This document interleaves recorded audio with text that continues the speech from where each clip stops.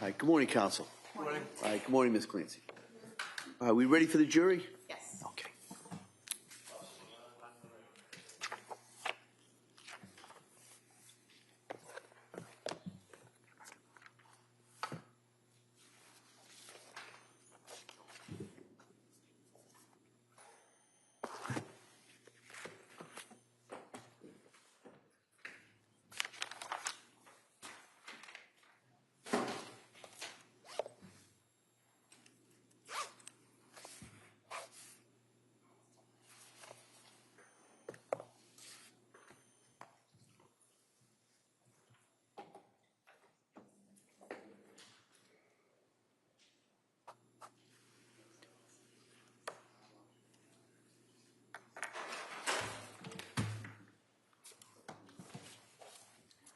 Court, all rise.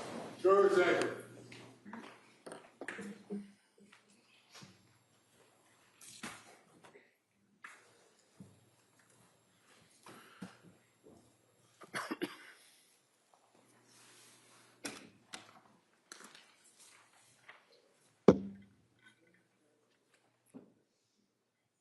Let's move this back. Oh, okay. All right.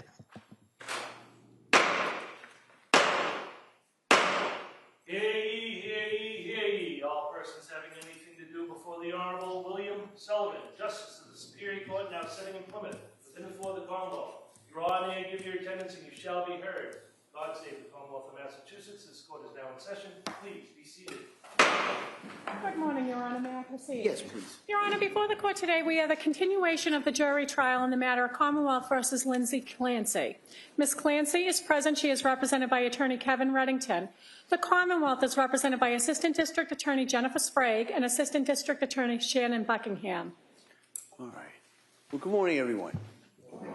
I hope everybody had a nice, restful evening last night. Thank you for your patience with us. What I'm going to do is I'm going to ask you those questions, make sure everybody was able to follow my instructions.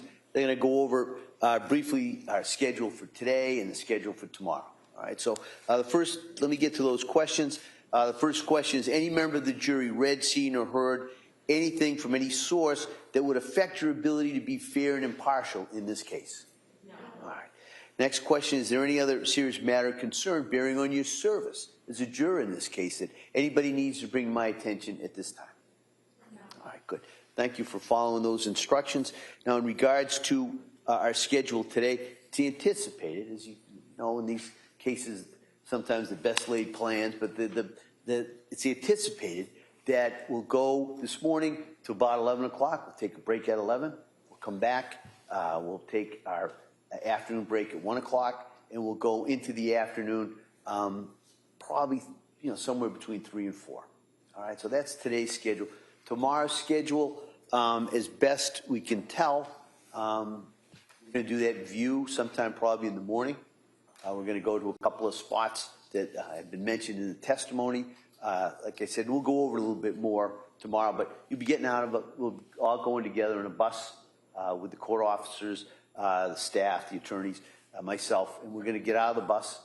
So, that's just a word for the wise for footwear and to double check the weather. I'll go into that a little bit more probably by the end of the day, but just in case I forget, that's what we're going to do. And then the thought would be after that, we'll come back. We'll probably go again till sometime around in between 3 and 4. Okay, so that's the schedule. And then at the end of the day tomorrow, I'll address kind of where we are in regards to the timeline and this kind of overall schedule, just so you have some kind of idea where we are. All right, so with that, we're gonna return to the case on trial. Commonwealth is presenting its evidence. Attorney Sprague. Thank you, Your Honor. Commonwealth calls Officer Stephen Hall.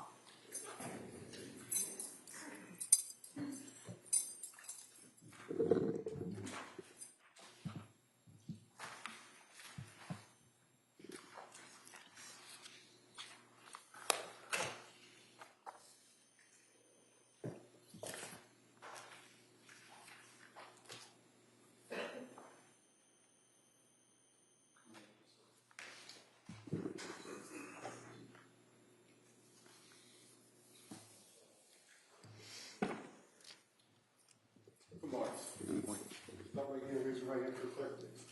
Good morning. Do you solemnly swear that the testimony you have is truthful, and that the outcome between the Commonwealth and the Town of New Hampshire, the truth, the whole truth, and nothing but the truth, so help you God? Thank you, sir. Have a seat. All right, good morning. Morning. All right, so I'm going to ask you to keep your voice up so the jury can hear you. Yes. And with that, Attorney Sprague. Thank you, Your Honor. Good morning. Could you please state and spell your name for the record? My name is Stephen Hall, Stephenhall. And your date of birth? 3/26/1983. Where do you work? I work at the Duxbury Police Department How long have you been a Duxbury police officer? since 2015, so roughly 11 years. I want to direct your attention to January 24th, 2023. Were you working that day? I was What shift were you working? the 4 to midnight. And would that be 4 p.m. to midnight? Yes. And were you in uniform? Yes. Were you in a marked cruiser? Yes. And were you on patrol? Yes. And being on patrol, were you alone or with a partner? I was alone. Further directing your attention to approximately 6:11 p.m., at that time, did you receive a dispatch to go to 47 Summer Street in Duxbury? I did. And do you recall approximately where you were when you received that dispatch? I was at the Lincoln Street Fields in Duxbury. And so how long did it take you to get from there to 47 Summer Street? 7 to 10 minutes. And did you go to 47 Summer Street? Yes. And what did you see when you arrived there? When I arrived, it was just a house. There was a gate open on the left side of the house.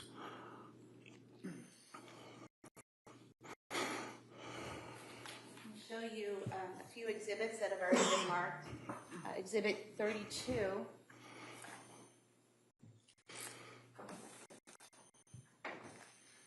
And Exhibit 33. Is this the house you responded to? Yes. And showing you Exhibit 34. Is that the left side of the house? It is. And Exhibit 35 is the gate that you went in depicted in this exhibit. It is.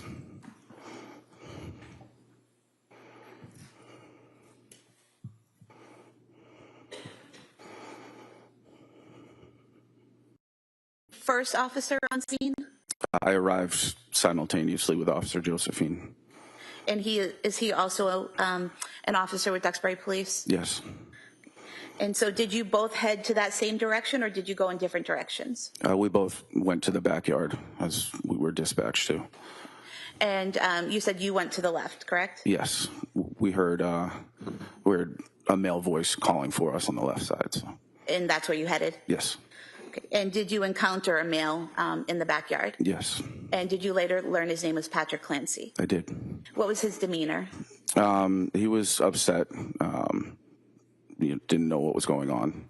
So. And did you see anyone else in the backyard? No. Okay. Did you see anyone on the ground? Yes. And who was on the ground? Miss Clancy. Is that Lindsay Clancy? Yes. And do you see her in the courtroom today? I do. Could you point to her? No issue with ID, Your Honor. Record may reflect. The witness has identified the defendant. Thank you. Where was she positioned? She was on the ground, if you were looking at the backyard on the right side.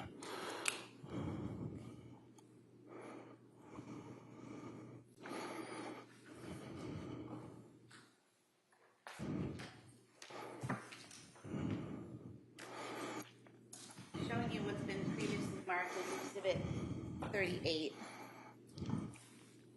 Is this the back of the house? It is.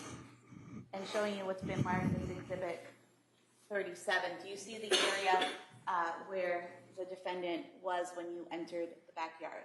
Yes. Do you mind standing up with the court's permission and just pointing that out to the jurors? It's in this area. And if the record could reflect, he's pointing near the window well to the far right side of the back of the house. Record may reflect that. When you saw her in that location, do you remember where her head was? Her head was towards the house, And where were her feet? pointing out away from the house.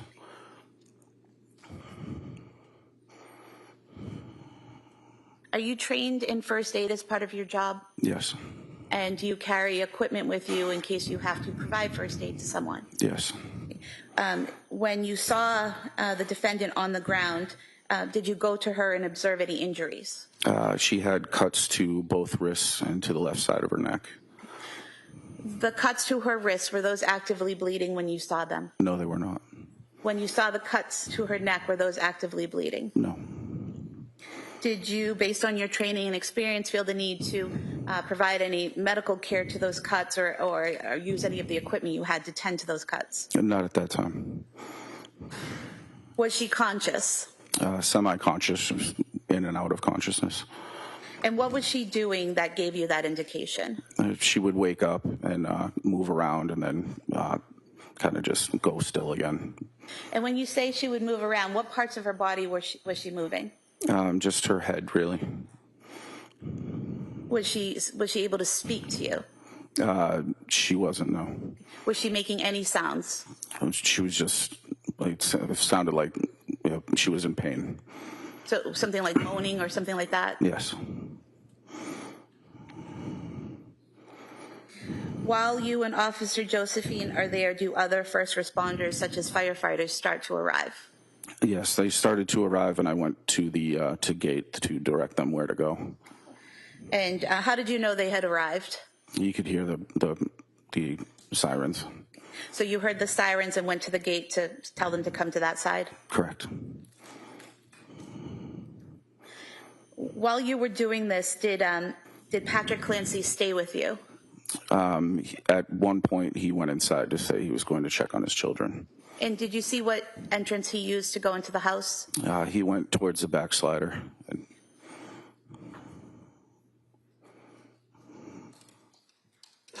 Shortly after Patrick Clancy went inside the home, did you receive a call on your radio? Yes. And what did you hear on your radio?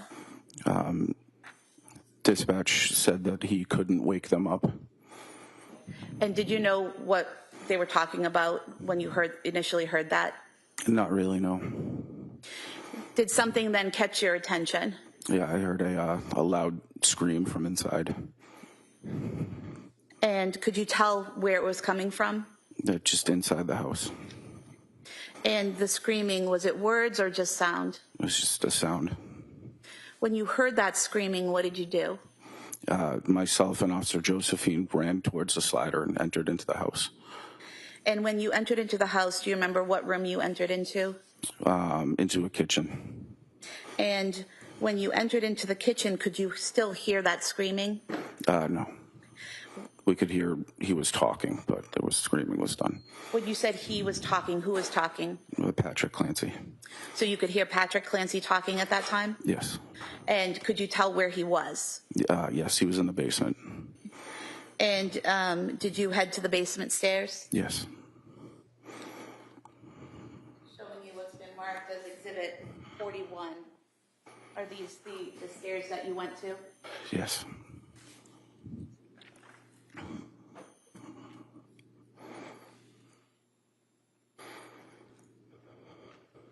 Did you go to the bottom of the stairs? I did. Once you got to the bottom of the stairs, is it accurate that you either have to go right or left? Correct. Which direction did you go? We heard Patrick Clancy talking from the right, so we went in that direction. Could you hear what he was saying?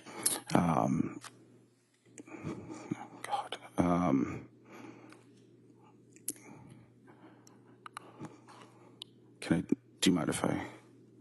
You don't recall? Yes. I have no objection, Your Honor. We need to read further of that in the police report. Do you recall him saying, I can't wake them up, I can't get them up? Yes. And do you remember his demeanor as he was saying that? He seemed very upset. What did you do in response to that? He came from a back room, so we ran into that back room.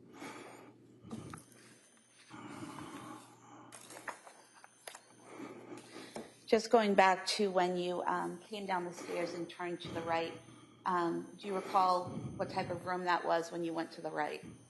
It looks like a workout room, like a workout area. I'm going to show you a few pictures here. If you could just look at them and recognize what they depict.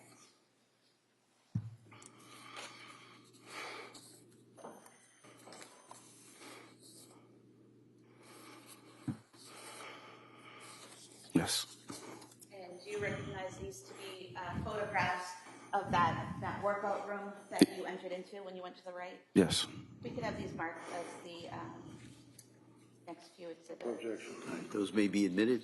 4 exhibits.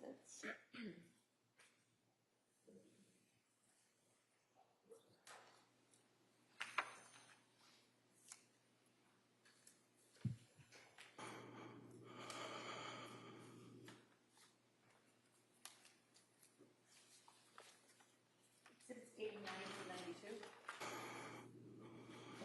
Sir, showing you exhibit 89.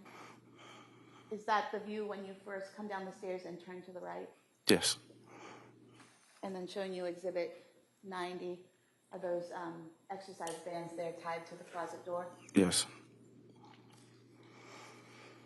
91, just a close-up of that, correct? Yes. And then 92, what are we seeing in this photograph, sir? That was the back room that seemed to be coming from. That Patrick was coming from? Yes. You also looked at 2 photographs from that room. Are those fair and accurate depictions of how the room looked that day? Yes. We could have these marked as the next 2 exhibits, please. All right, they may be admitted.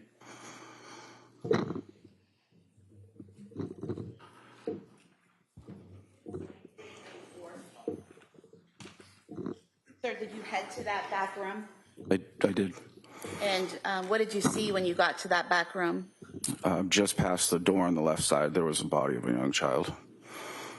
And do you remember what position the child was in? He had his feet towards the door and his head towards the wall.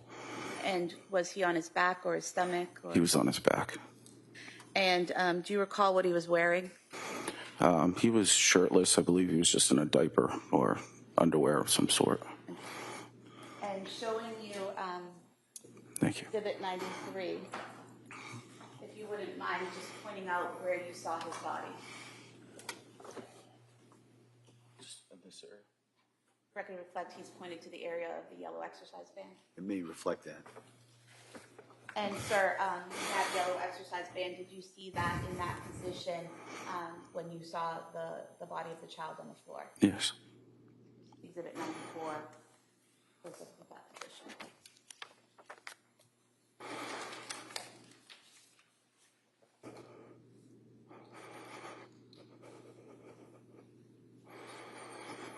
Sir, did you later learn that child's name was Dawson Clancy? I did.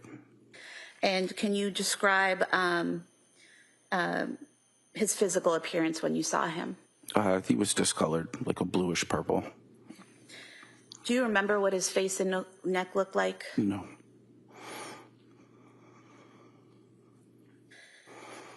What happened next? I called for paramedics to come to the basement. I also called for a supervisor, and Officer Josephine picked up the child, and we ran him outside through the front door to the ambulance. And did you do anything after that, after giving Dawson to EMTs? We ran back down into the basement to check to see if we could find other children. And what made you think there were other children to find? When Patrick Clancy said, well, I can't wake them up, instead of just a singular. And so when you went back inside, did you go back down the basement stairs? Correct. And this time, did you go to the left? Yes.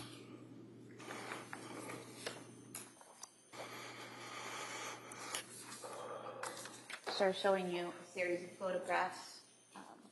You could just tell me if they clearly and accurately reflect how the left side of the basement looked on January 24th, 2023 when you went in there.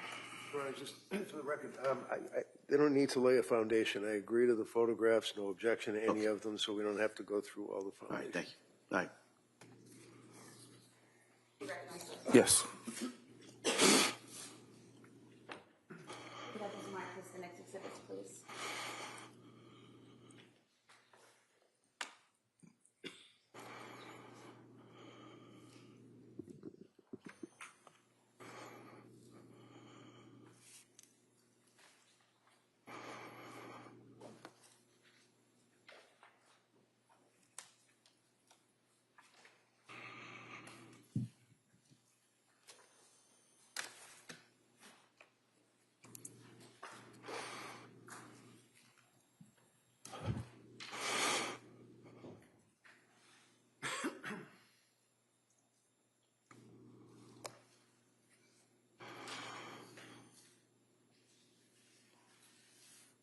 95 to 102. Mark. Thank you. Sure. So showing you what's been marked as Exhibit 95. Is this what you saw when you went down the stairs and went to the left, that first view? Yes. And then showing you Exhibit 96, is that a further view as you go into the room? Yes. Now, when you went into that room, what did you see? There were two children on the floor, motionless, and EMTs and paramedics were working on them. And did you later learn that those children were Cora Clancy and Callan Clancy? Yes.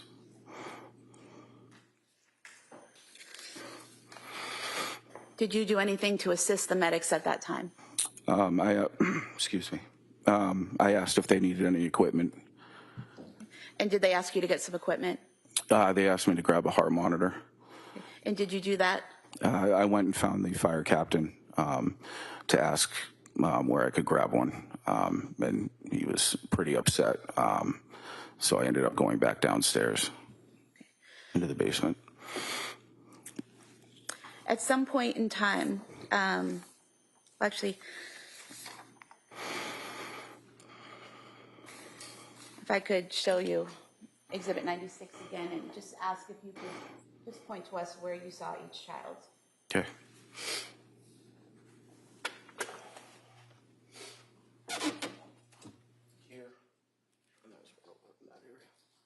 So for the record, the first area you pointed to was in between the blood stain and the black exercise band, is that correct? Correct. And then the second area was over in front of that small nightstand or some type of shelving unit. Yes.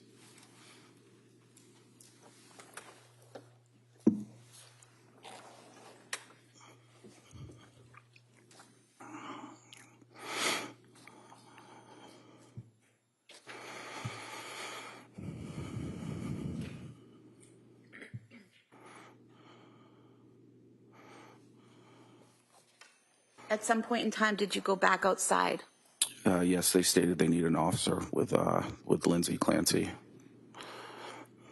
And I'm going to show you a photo here outside near that window well that's towards the right of the house.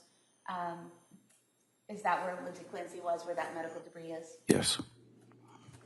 And just showing you another photograph. Is that just showing further to the right in a broader area of that same scene? Yes. I could have the close-up marked as the next exhibit and the broader photo as the following. All right. They may be admitted. It's 103 and 104.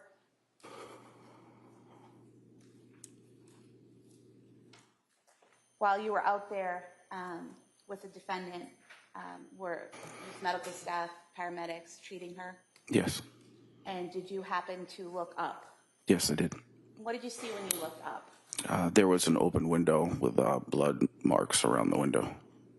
And did you also see blood marks on the shingles below that window? I did. Showing you a photograph here. So up at the top, is this the open window you're referring to? Yes. Zooming in on the shingles here to the left and right, just below that window, are those the blood marks you're referring to? Yes. And here in this photograph, you had mentioned blood marks on the upper window. Is that what you're referring to? Yes.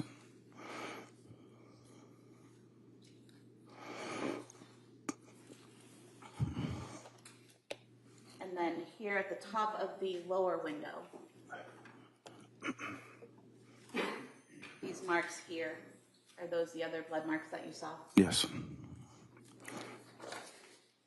If we could have these photos marked as the next exhibits. All right. They may be admitted.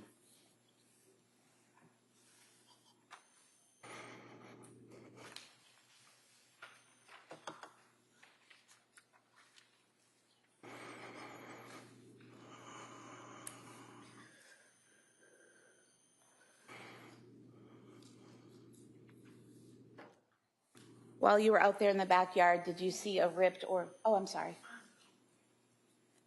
105 through 108. While you were outside, did you see any ripped or torn screens on the ground? No. What did you do next? I just went over to the paramedic, asked what I can help him with. He said she was good, but she kept taking her face mask off for oxygen, and so I just kept replacing it back onto her face. And when you say she, are you referring to Lindsay Clancy? Yes.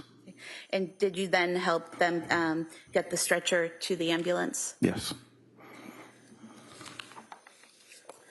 I have nothing further. All right. Reddington?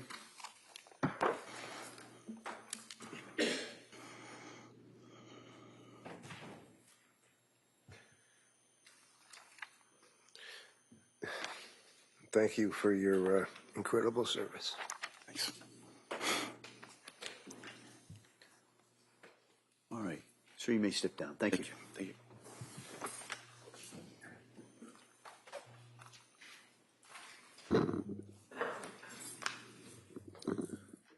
All right, Attorney Sprague? Commonwealth calls Officer Brian Josephine.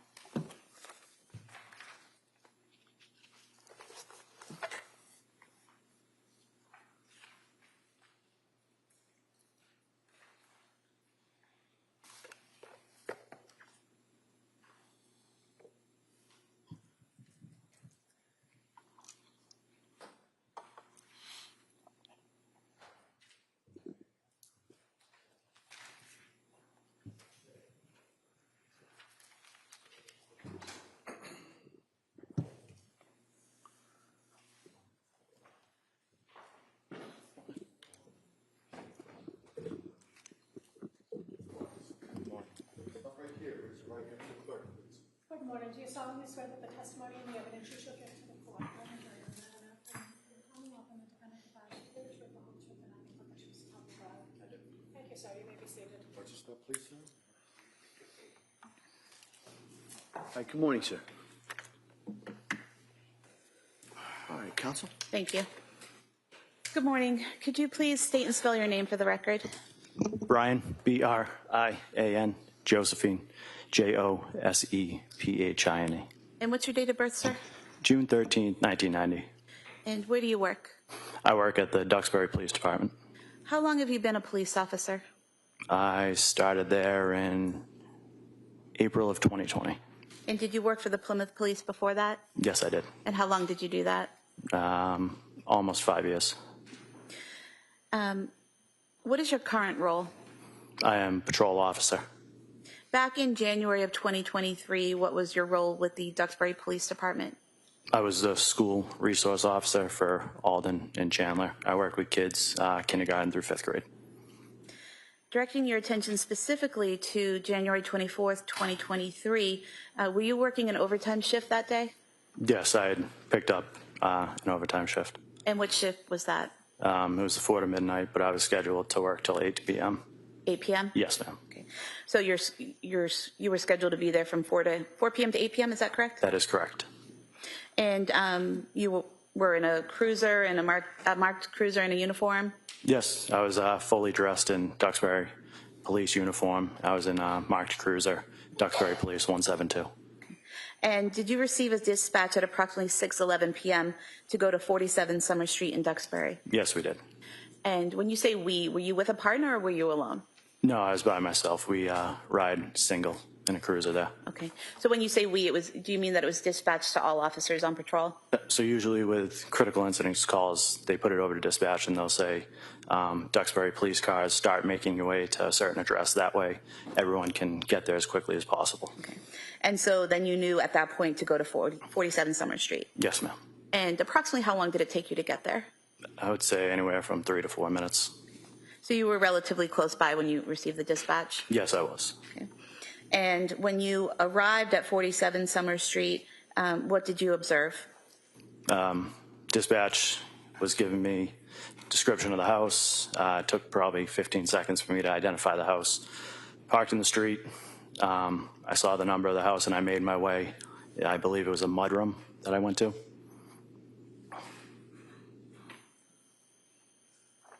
Showing you Exhibit 33. When you say the mudroom that you went to, did you actually go inside of the house or did you go to the door to the mudroom? I went to the door to the mudroom to check if that was unlocked so I could make my way to the back of the house. And is that door depicted in this photograph? Yes, it is. And is it the door to the left of the garage? Yes, it is. And was the door locked or unlocked? It was locked at that time. So what did you do next?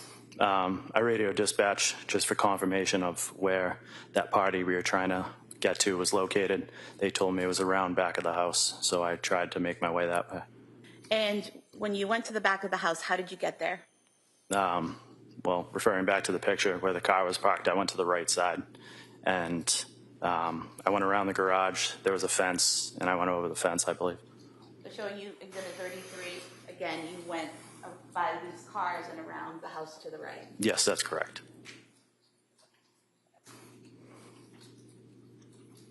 And showing you Exhibit 37, does that mean that you would have been coming around the house over here by the garage on the left and in the porch, the deck? Yes, that's correct. And when you came around there, what did you see? I made my way. I observed two parties, one lying in the ground and one standing over it. And I started making my way towards the other end of the house, which is towards this fence, as you guys can see in reference to that photo.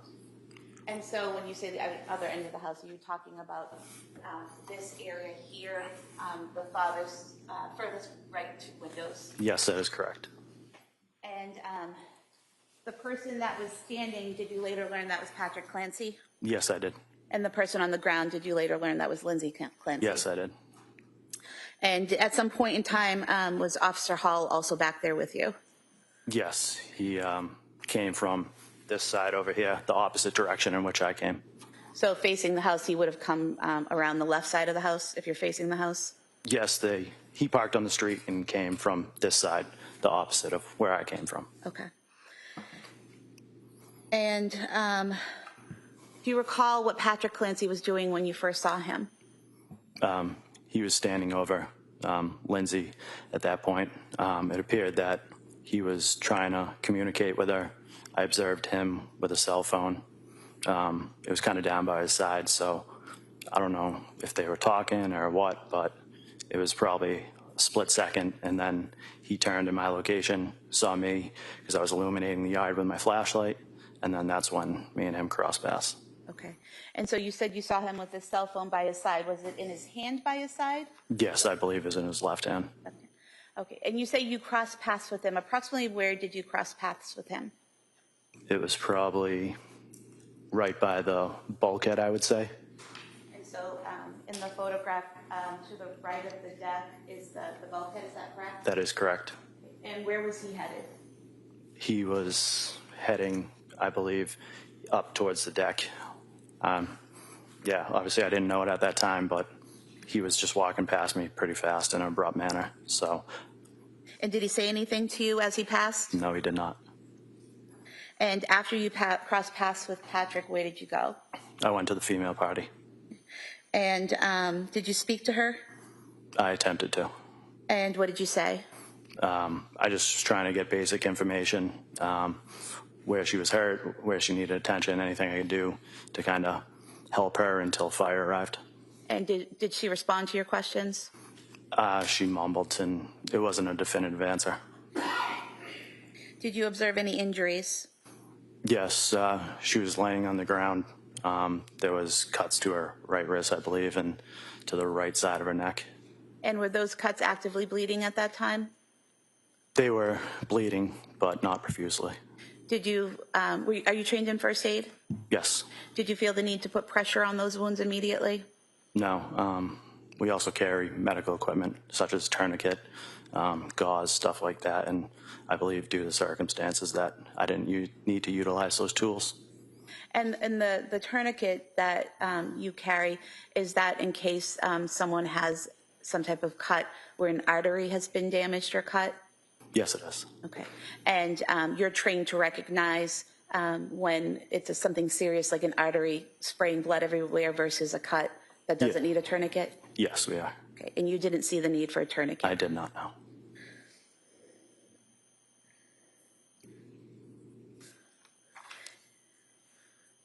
And based on your training in first aid and as a police officer, as a first responder, did those wounds appear life-threatening? No, they did not. Did other emergency personnel from the fire department begin to arrive? Yes, so I would say I tried to talk to Ms. Clancy for probably 30 seconds to a minute, and at that point, coming from that opposite side of the house, I observed Duxbury fire personnel show up, and our protocol is to kind of turn the medical over to them because they're more highly trained than we are. Okay.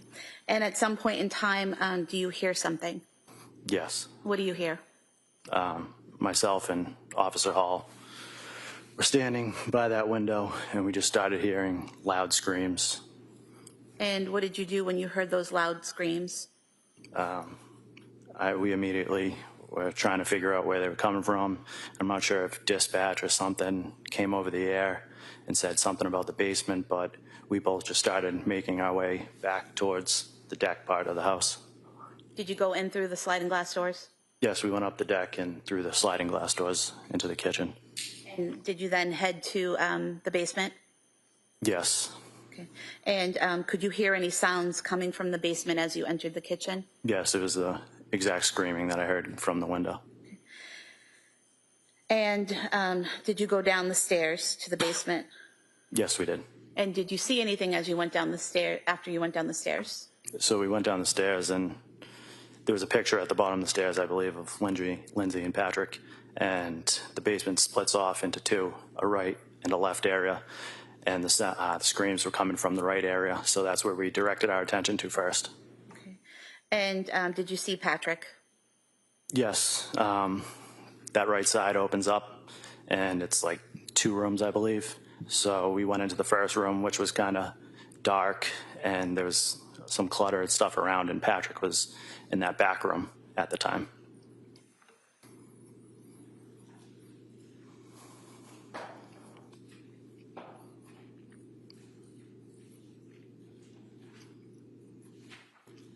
Sir, showing you what's been marked as Exhibit 92. Is that the doorway into that bathroom? Yes, it is. And then Exhibit 93, is that the inside of that bathroom? Yes, it is. And do you recall what, if anything, Patrick was saying as you encountered him? Upon his observation of us, myself and Officer Hall, he proceeded to head in our direction, leaving that room.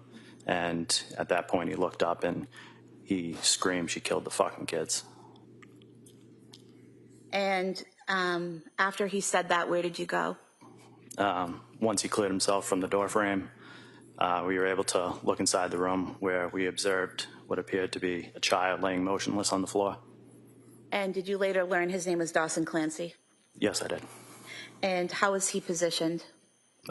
He was laying on his back, kind of close to the gym bag for reference of that. Showing you Exhibit 93 again, you referenced a gym bag. Is that the bag to the left of the pack, the child's toy? Yes. And so you're saying that he was in that area when you first saw him? Yes, he was. And do you recall whether he was on his back or his stomach or something else? He was on his back. And do you recall his physical appearance? Like I said, he was laying on his back. His head was tilted to the right-hand side. Looked at him kind of in the face area once we got closer, and his face was white, gray, lips were blue, eyes were bloodshot, looked like blood vessels were popped in his eyes. Did you notice any injuries to his neck? Seeing that, my first instinct was to kind of grab his head and tilt it to the side, see if I could get a pulse. But I mean, based on my training experience from previous incidents, I knew it wasn't going to be good. So I moved the head. That's where I observed some red marks on that right-hand side. Of the neck? Yes. And in that exhibit, 94, there was a yellow exercise band, correct? Yes. I believe in prior testimony, you may have called it a blue exercise band, is that correct? Yes. But it's clearly yellow in the photo, right? Yes, it's clearly yellow. I mean, there was... Testing the color of the exercise band. All right, good. So what was your focus at the time? the child. And once you saw him there with these injuries, what did you do? Based on my observations, I knew there wasn't really much I could do.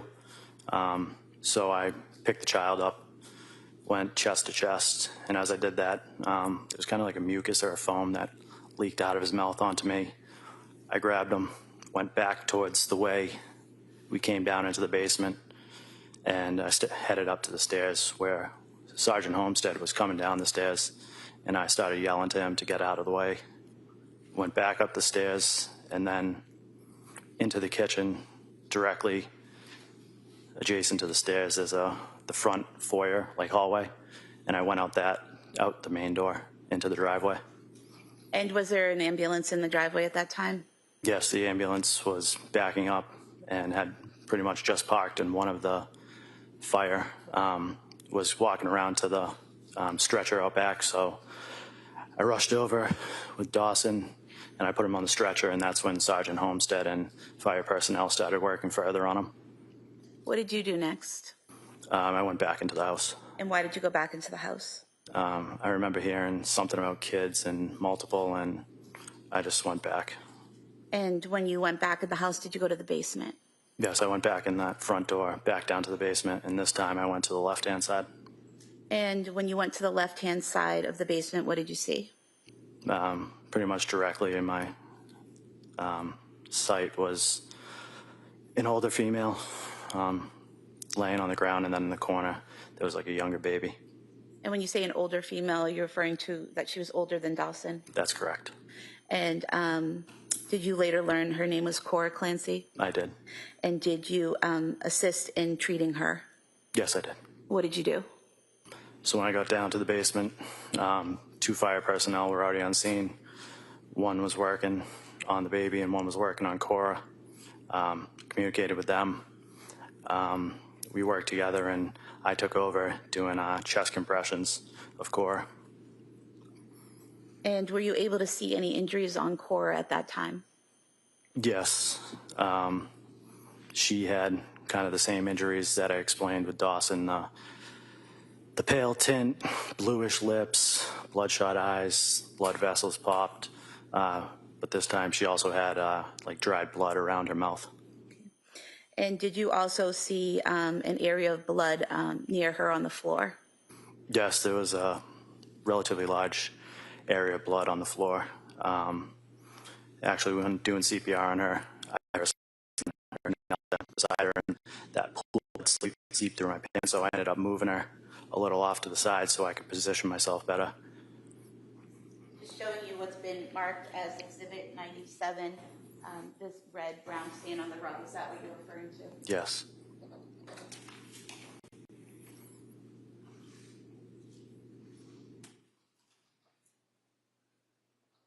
While you were doing chest compressions on Cora, what was the firefighter doing? The one that had previously been attending to Cora then went to the child that was in the corner. And eventually, was Cora put on a stretcher and brought out? Yes, eventually. I think the baby was brought out first, because I think they mentioned at some point they might have found like a faint pulse or something like that, so they got him out first, and then we were able to get Cora out. So that entire time while you're in the basement, are you still giving chest compressions to Cora? Yes. Yeah, I mean, it felt like forever, to the point where I think I radioed for assistance for another officer to come down. And did others come down to assist? Yes, Officer Cahill came down to further assist, where I continued with chest compressions, and he used a bag valve mask to give rescue breaths. And a bag valve mask, is that something that goes over someone's face, a mask that's attached to a bag and you squeeze it to give air? Yes, it's an alternative breathing apparatus.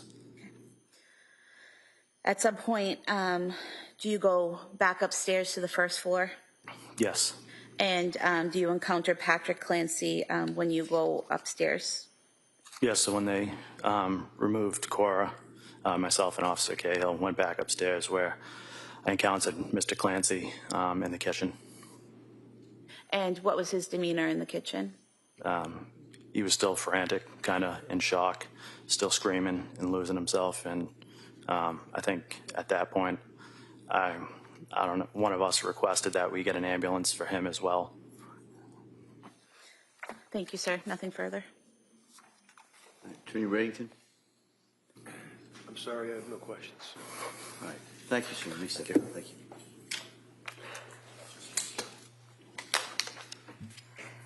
Someone calls PJ Hussey. Your Honor, at this point, I'm objecting, renewing my objection that I filed on the repetitious All nature. right, if I can see it, sidebar.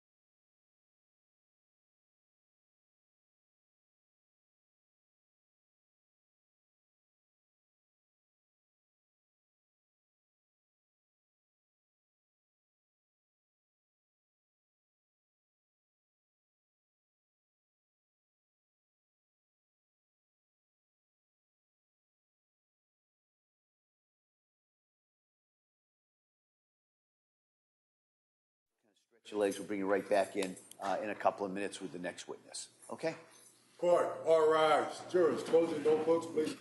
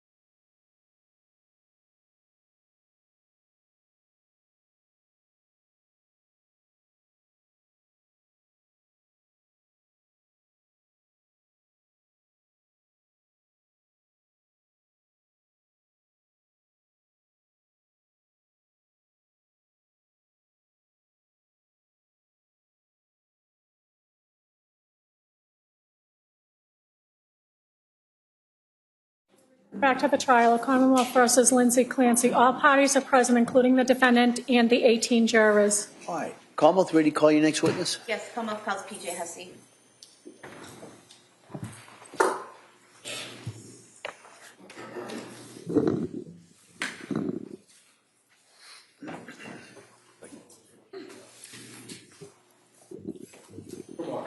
Morning. Good morning. Do you solemnly swear that the testimony and the evidence you shall give to the court and the jury, no matter how coming between the Commonwealth and the defendant, shall be the truth, the whole truth, and nothing but the truth? Thank you, sir. You may have a seat. Watch your step, please. All right. Good morning, sir. Good morning. If I may. Yes, please. Thank you. Good morning. Could you please state and spell your name for the record? PJ Hussey, Hussey, And your date of birth? 5/5/1963. Where do you work? Duxbury Fire Department, And how long have you been a firefighter? 32 years. Are you also a paramedic? Yes. What's the difference between an EMT and a paramedic? Paramedic has advanced life-saving skills, intubation, and medicine we can use on the patients. And is there a certain type of training that you have to have as a paramedic? Yes, every 2 years. And to first qualify as a paramedic, what do you have to do? There's a paramedic class that you take, upwards of 2 years. So you take that paramedic class. Is there a test you have to take at the end? A state test, yep. And once you pass that state test and become a paramedic, you have to do continuing education. Is that correct? Yep. Okay. And did you take that initial training, pass that initial test, and then pass all subsequent training to be a paramedic? Yes. And how long have you been a paramedic? About 17 years. What is your current role with the Duxbury Fire Department? I'm a captain, which is considered a shift commander. And in January of 2023, were you in that same role? Yes. What does a shift commander do? Oversees the operations of the town as far as firefighting and medical services. How many fire departments, or stations rather, how many stations does Duxbury Fire Department have? Duxbury has 2. And how far apart are they? About 10 minutes apart. And are they staffed differently from Yes. each other? Yeah. And how are they staffed? At the central station, there's a captain and usually 3, and the other station, there's 2, just 2 firefighters. And for Duxbury, are all the firefighters that work for Duxbury Fire Department also paramedics? Not all. We have two EMTs. Okay. Yeah. Now, The rest are medics. I'm sorry? The rest are medics. And when you say medics, you're talking about paramedics? Yeah, sorry. No, it's okay. So directing your attention to January 24th, 2023, were you working that day? Yes. And what shift were you working? My own shift, my group, shift 1. And what is shift 1? It's just we have four shifts, and I'm just group 1, shift 1. Is there a certain time that spans? Time of day? No, 24-hour shifts, 8 o'clock in the morning to 8 o'clock the next morning. Okay, so you were working 8 o'clock in the morning on January 24th? Yes. And your shift would end 8 o'clock in the morning on January 25th? Correct. And were you working in that capacity as a shift commander on the 24th? Yes. Now, do you recall a call coming in shortly after 6 p.m. Dispatching you to 47 Summer Street in Duxbury? Yes. And did you respond to that scene? We did. And how many vehicles and personnel responded? My car, the shift commander car, ambulance 1, and engine number 2. And what was the personnel in each of those vehicles? Not names necessarily, but how many people? Usually it's 2 in the ambulance, but because of the severity of the call when it first came in, we put 3 people in the ambulance, a driver plus 2 medics in the ambulance, and then 2 firefighter medics in the engine from the other station. Okay, so that would be 6 people in total? 6 total. Okay. Yeah. And did you have anyone from the second station respond initially? We all came at the same time. We all got dispatched at the same time. So would that have been 6 people total from both stations or 6 people from the central station? 6 people total from both. And when you arrived on scene, what did you see upon arrival? There's a couple of police cruisers that were there already, just beat us in. And then we had to go up back to where the patient was located. Okay. And when you refer to the patient that was out back, was that Lindsay Clancy? Yes. And did you head to the backyard? Yes, And did you see her on the ground? I did. And were you personally treating her, or was it the other paramedics that The were other doing? paramedics were treating her. Okay. Yep. And what were you doing? Just supervising the call, just make sure things are handled appropriately as a shift commander.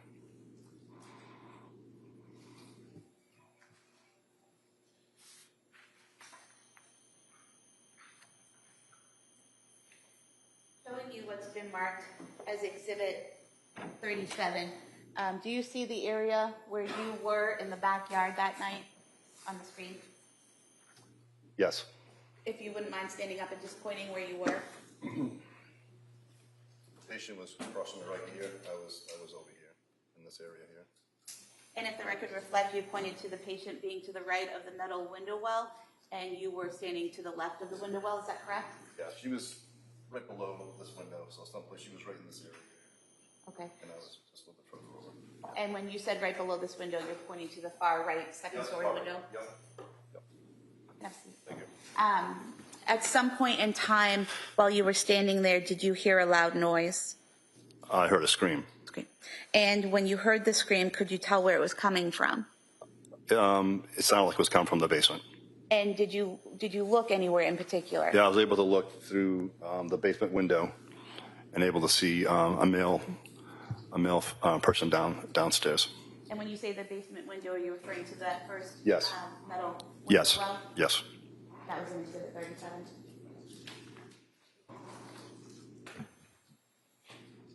Just showing you,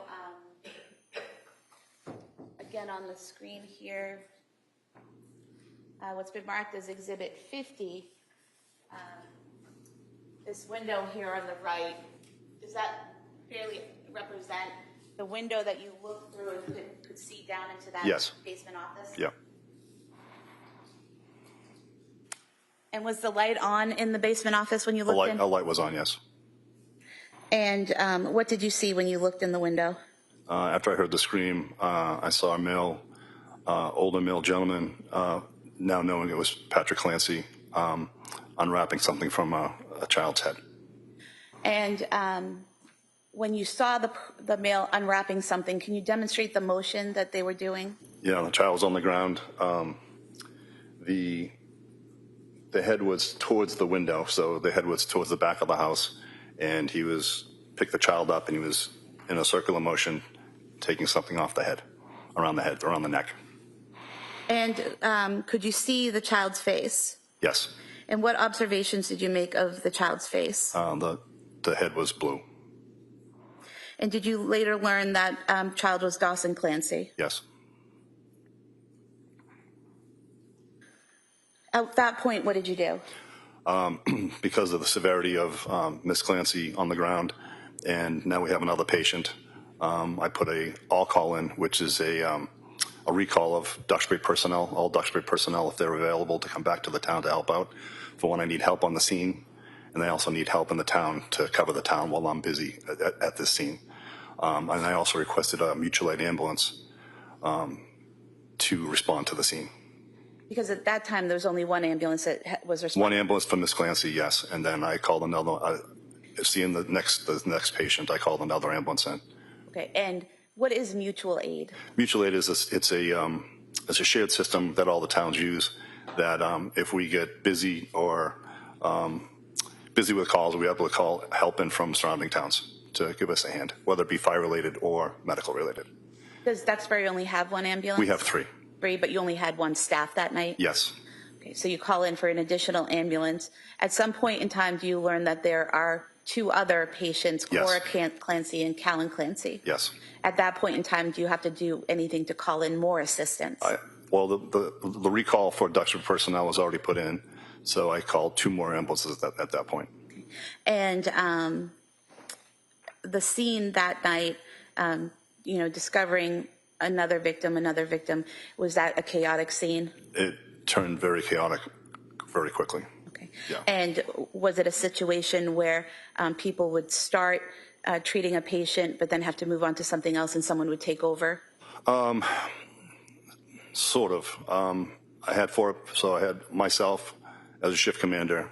I had an EMT with me, but there's also 4 paramedics. So the way it ended up working, all the initial paramedics were with Miss Clancy in the beginning, And then when we found the other patients, we left a paramedic with Miss Clancy, a paramedic with Dawson, and then the 2 paramedics were with the 2 other kids in the other room. And did someone eventually also have to be with Patrick Clancy? Eventually, yes. Yeah, but at the time, there was nobody with him in the beginning. I have nothing further. Thank you. Okay. All right, counsel? No questions. Thank you, sir. All right. Thank you, sir. Thank you.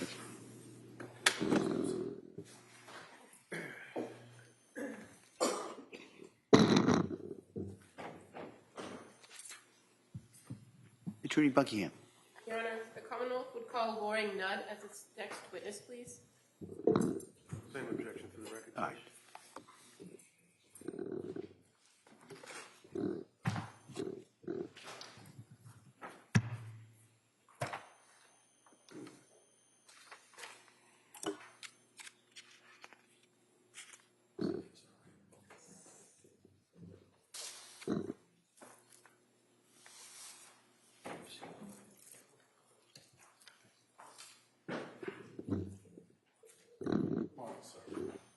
Stop right there, raise your right hand to the clerk, please. Good morning. Do you solemnly swear that the testimony and the evidence you should give to the court and the jury in the matter coming between the Commonwealth and the defendant shall be the truth, the whole truth, and nothing but the truth, so help you God?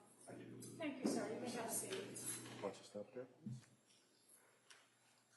All right. Good morning, sir. Good morning. May I inquire? Yes, please, counsel. Thank you. Good morning. Good morning. Could you please tell the jurors your first and last name? My first name is Loring, Loring. My last name is Nudd, Nudd. And do you have a nickname that you go by? I do. What's that? Everybody knows me as Chuck. Chuck. Do you work, sir? I do. What do you do for work? So I'm a firefighter EMT with the Duxbury Fire Department. I was at that time. I am now retired. Okay, so when did you retire? So I retired a year ago. A year ago? Mm-hmm. And so how long had you been working with Duxbury Fire before your retirement? A little over 30 years. 30. And can you explain what your role was as a Duxbury firefighter? So if I was an EMT, which 80% of our calls are probably that related. So I would assist a paramedic, or I would drive the ambulance, or whatever was necessary at the time. And then we were also did fire suppression, and we were all trained in that and went to the academy and all that. Okay, and can you tell us what the difference is between an EMT and a paramedic? So a paramedic requires another year or 2 of training, and they're able to prescribe meds. I mean, not prescribe meds, excuse me. Give meds that they have according to what they need to do. They can also read the monitor that shows rhythms in the heart and what have you. Is it fair to say that as an EMT, you're trained in basic life-saving techniques, Correct. while a paramedic is advanced life-saving techniques? Correct. And so at Duxbury Fire Department, is it also fair to say that each and every firefighter has that dual role of either being an EMT, a paramedic, and a firefighter? Yes, some are. There might be one EMT, just a basic, where most of them are the medics but we're all firefighters too. Okay. And in the town of Duxbury, does the town itself have its own ambulances? Yes. In addition to the fire engines? Yes. And there's also ladder trucks, correct? Correct. Now, when you were working as a Duxbury firefighter, what was the schedule? How did you work your shifts? So we worked 24-hour shifts. And then how many days on and how many days off? So we'd have 1 day on, 1 day off, 1 day on, and 5 off. And a 24-hour shift, when did it start and end? It was 8 o'clock in the morning to 8 o'clock the next morning. So if I direct your attention to January 24th of 2023, you were still working for the Duxbury Fire Department then, correct? Correct. And were you on a 24-hour shift that day? I was.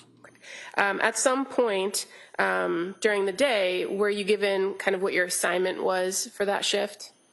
Yes. What was your assignment? So that day, we all kind of float around a little bit, but we had a newer member that had made progress. He was an EMT and then made it to paramedic. So I was kind of what they called the backup guy. So I would do whatever fill-in needed to be done, and I would assist with them if necessary. Okay, and so were you kind of assigned to the ambulance at the central station as that backup person? I was. And the person that you identified was kind of the newer employee. What was his name? Paramedic Doherty. And that would be Daniel Doherty? Daniel Doherty, yeah. And who was the other Duxbury firefighter that was assigned to the ambulance that It shift? would have been paramedic Kevin Heath. So at approximately 6 o'clock or just after 6 p.m., were you advised of a dispatch to a residence in the town of Duxbury?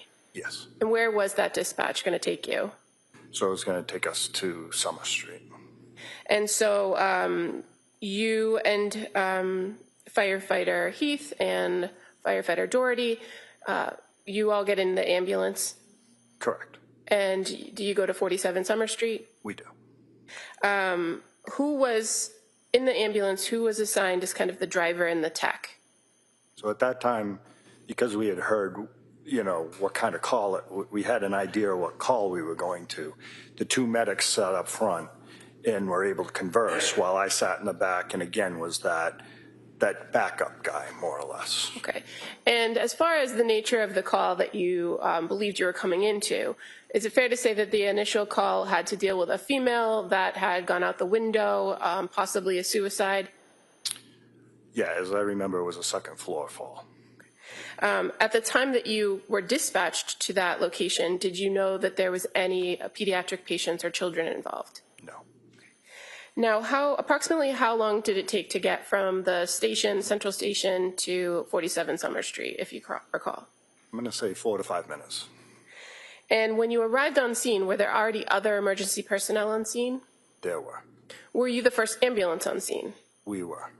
How about fire trucks? Were there any other fire trucks from Duxbury? The fire truck, you could hear it in the background, but it wasn't there yet.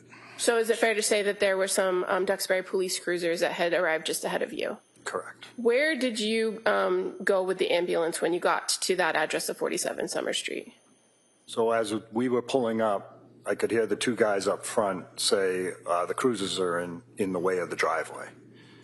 So I said, okay, you guys take the call, meaning get out of the car and get out of the truck and get started, and I'll take care of the truck. Okay. And so when you come to the address, are you able to at least pull into the driveway at some point? Not at that point.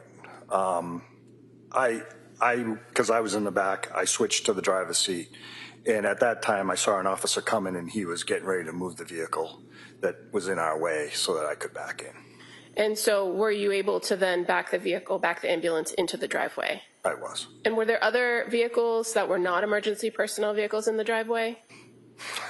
There might have been some of their vehicles, but there might have been, but I don't really. I had enough room to put my vehicle there, and that's all that mattered. Okay, so when you backed the ambulance in, firefighter Heath and firefighter Doherty, what did they do? They had already jumped out. Grabbed the gear, and taken off for the back of the house. Once you got the ambulance secured in the driveway, what did you do? So, assuming that they were going to need a stretcher, I started pulling a stretcher out of the back of the ambulance. And again, you said you backed the ambulance in? Correct.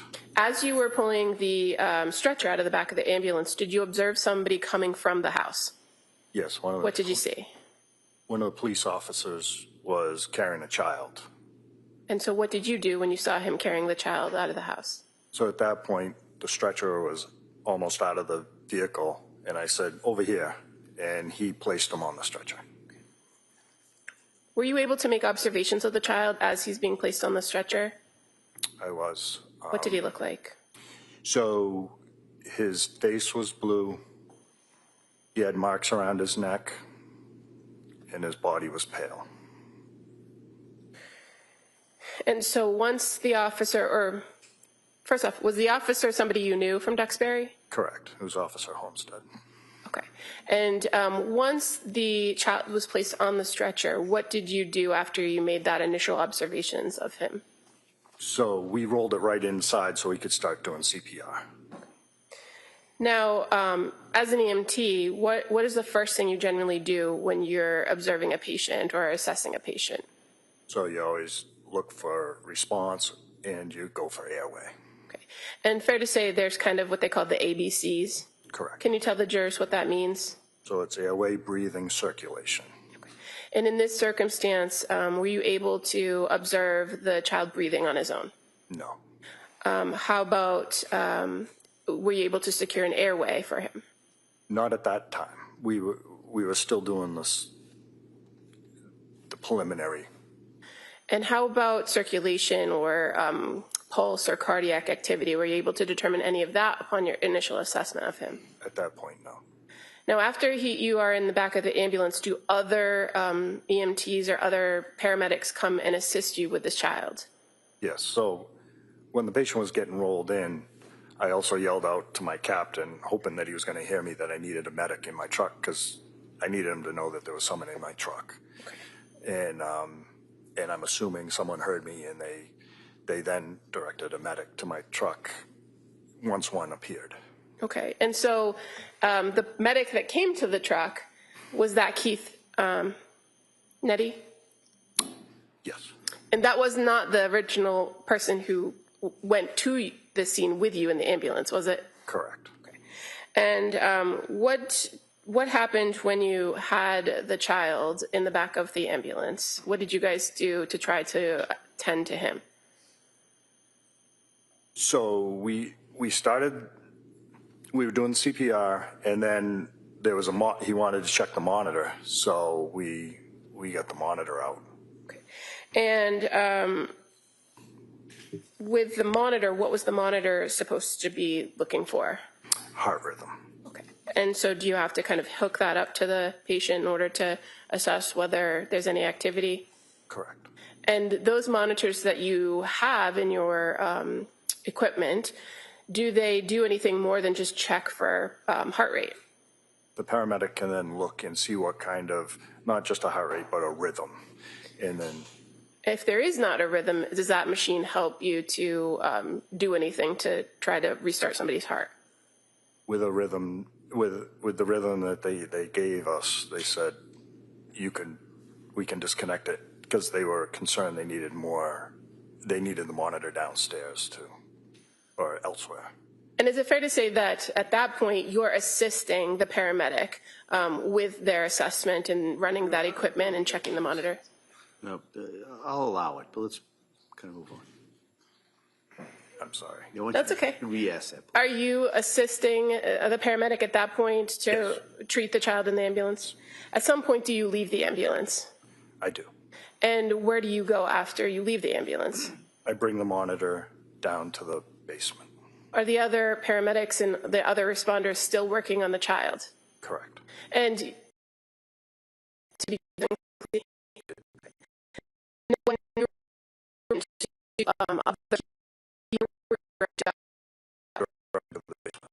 the basement.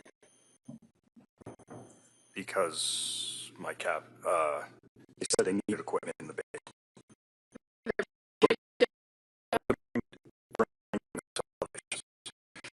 So when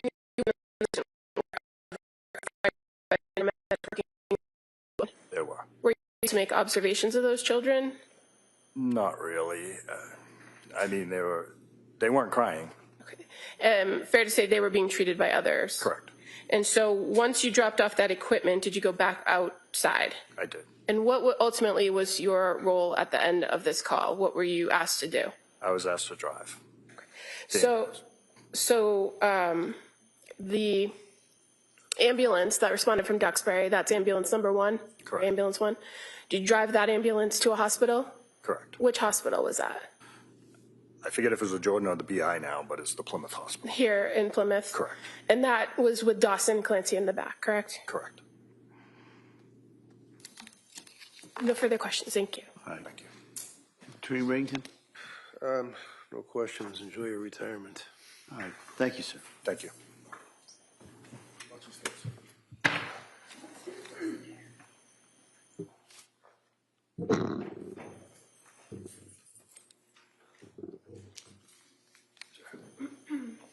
Attorney Buckingham? Thank you. The Commonwealth will call Keith Nettie as its next witness, please.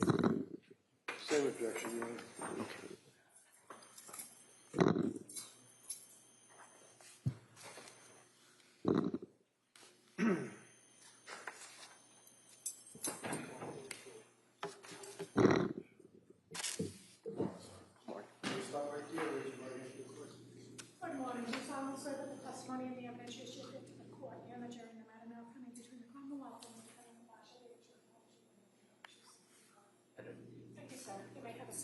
Watch your step, please. Hi, good morning, sir. Good morning. All right, counsel. Thank you. Good morning. Good morning. Could you please tell the jurors your first and last name, please? First name is Keith. Last name is Nettie, N-E-T-T-E. And where do you work, sir? I work for the Duxbury Fire Department. How long have you been with the Duxbury Fire Department? About 17 years. And currently working for the Duxbury Fire Department, what is your role? What do you do there? Right now, I'm a captain, shift commander. Okay. And are you a firefighter as well as a trained paramedic? Yes. At Duxbury Fire, you all work 24-hour shifts? Correct. If I draw your attention to January 24th, 2023, do you recall working a 24-hour shift that day? I was at home. Okay. And so what was the shift that you were working that week, if you remember? I believe I worked maybe 2 days prior. I don't really remember. Okay. So you were on a day off? Yes, correct. And how was it that you ended up being involved in the call at 47 Summer Street on January 24th? We were recalled from via a pager and text message that there was an incident going on and that we were to respond. So can you explain to us how that works? So a tone goes off through dispatch that sends off a pager at our houses that alerts us. And then we also get text messages about the incident and then respond either to the station or to the scene, whichever they request. As a Duxbury firefighter, are part of your responsibilities to respond to these recalls? Yes. Is it a voluntary thing? Yes.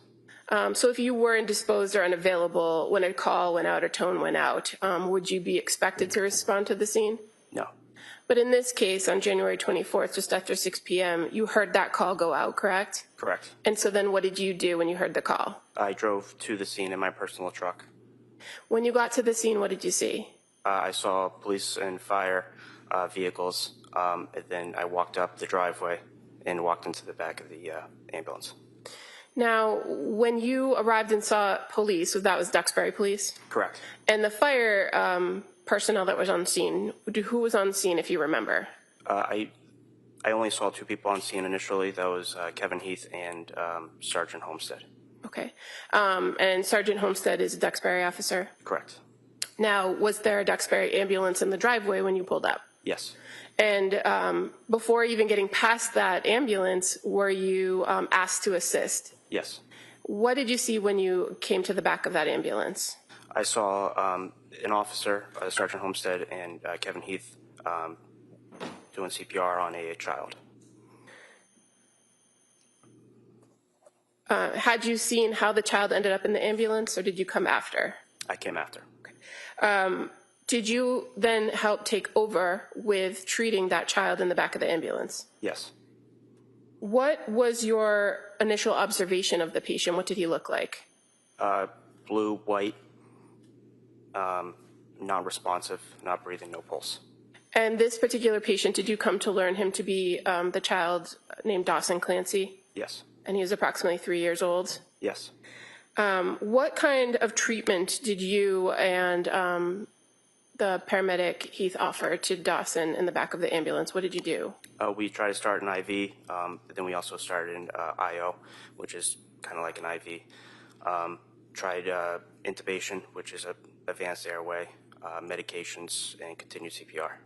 So an IV, that's just putting a needle into somebody and trying to pump fluids in medicine, correct? Correct. Tell us what an IO is. An IO is interosseous, which is basically into the bone marrow on the lower leg. So what do you do to try to enter an IO? Usually we have a drill, but we had a manual one instead. So what do you do with the manual drill to enter the IO? You just twist, and then it goes into the bone. And what bone do you attempt to do this in? And were you able to enter that IO into Dawson? Yes. What is the purpose of the IO versus the IV? If the patient has difficult access, which pediatrics do. And in this circumstance, what kinds of medication were you trying to deliver through the IO to Dawson? Epinephrine What's the purpose of epinephrine? Basically, kind of helps to restart the heart. And at this point, he had no heart activity? Correct. You also mentioned attempts to intubate. Can you tell us what that means? So intubation is an advanced airway where you put a tube into the airway to secure it to deliver high flow oxygen. Were you able to intubate Dawson? Yes, Kevin Heath did. And what do you do when you enter the tool to intubate? You go into the mouth and you do a motion of pulling up to see the vocal cords so you can pass the tube through. And what do you attach to the tube to try to increase the breath? Oxygen and BVM, which is basically you're squeezing a bag. So BVM would stand for bag valve mask? Correct. While you were treating Dawson and doing the airway, intubating him, giving him the medicines, were you able to observe anything about the area of his neck? Yes. What did you observe about his neck? Dark red marks around his neck.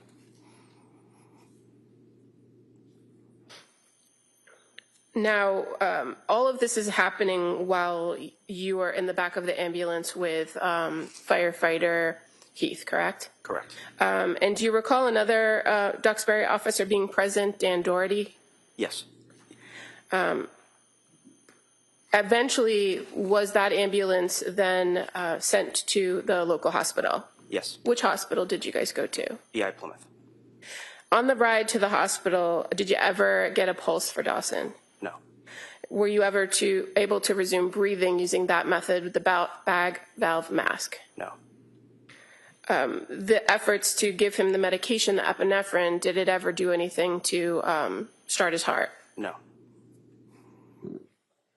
When you arrived at the Beth Israel Hospital emergency department, tell us how you transferred the care of the patient.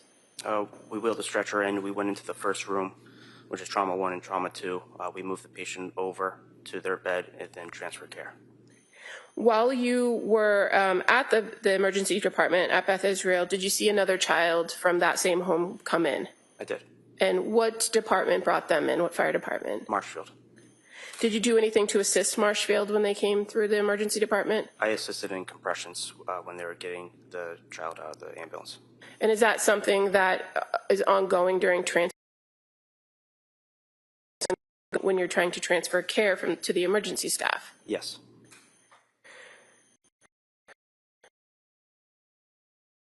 Being the father of the children at the emergency department that evening when you were there?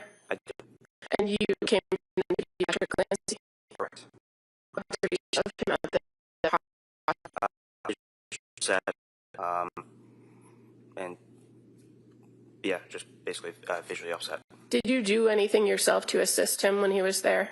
I assisted to get a chair in case he needed to sit down. And was that before or after the children had been declared? I believe it was after. Thank you. All right. Attorney Reddington? I have no questions. Thank you, sir. All right, thank you, sir. You may step down. Thank you.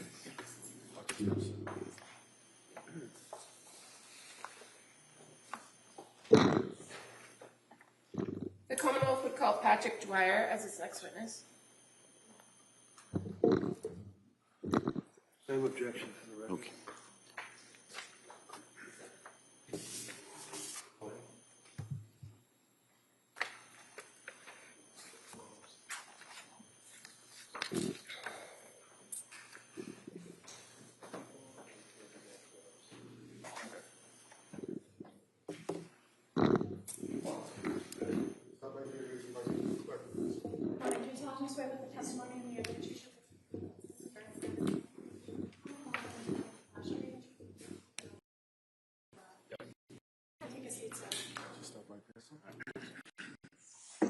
All right, good morning, sir. Morning. All right. Yes, counsel. Thank you. Good morning. Morning. Could you please tell the jury your first and last name? Patrick Dwyer, Can you please spell your last name for the record? D-W-Y-E-R. And how are you employed, sir? I'm a firefighter paramedic at the Duxbury Fire Department. And in what capacity are you a firefighter or paramedic. Do you have any supervisory roles? No, I'm not a supervisor at the department. Now, in your role as a firefighter and a paramedic, did you receive training for those roles? Yes. And how long have you worked for the Duxbury Fire Department? It's in my 8th year right now. I'm going to draw your attention to January 24th of 2023. Do you recall working that day? Yes. Were you on a 24-hour shift? Yes. And so that would be an 8 a.m. to 8 a.m., correct? Correct. At approximately 6 o'clock or just after 6 p.m., were you dispatched to 47 Summer Street? Yes. What was your assignment that day on shift? I was working on the engine out of our Station 2. Where is Station 2 located in the town of Duxbury? On Franklin Street. When the dispatch came into 47 Summer Street, do you know approximately how long it took you to get from Station 2 to the location? A few minutes. Who was working with you at Station 2 that day? Jennifer Stratton. What were each of your designated roles? I believe Jen was driving the engine, and I was in the officer's seat. Now, at Station 2 in Duxbury, is it normal for just two of you to be on shifts at that station at any given time? Yes, correct. And fair to say there are other firefighters and paramedics that are on staff at the central station, correct? Correct. And in this dispatch, you at Station 2 on the engine were dispatched to 47 Summer Street, correct? That's correct. When you received the dispatch, did you have any information that there had been children involved? No, we did not. When you got to the scene, what did you see? When we got there, it was dark out. We started walking towards the house, and the other firefighters were there before us. Then we were directed to go to the basement. Before going to the basement, were you directed towards the outside of the house and then redirected to the basement? We were walking towards the backyard, so I believe that's where the first person was located. So we were kind of making our way back there. So I'm just going to show you what's been previously marked as exhibit number 34. Can you see it on the screen next to you? Yes. And so would this be 47 Summer Street? Yes. And fair to say you were on your way to the backyard on the left side when you were redirected? Yes. Did you ever make it into the backyard? We went through the backyard to go into the residence. But you were directed to the basement to testify? Yes. If you could take a look at that screen again, I'm going to show you what's been marked as exhibit 38.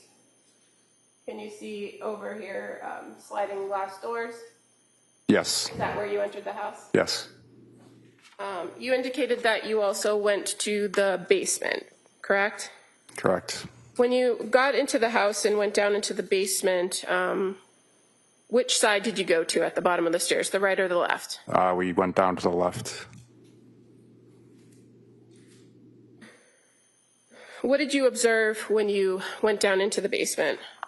We saw two children on the ground and the father sitting on the couch next to them.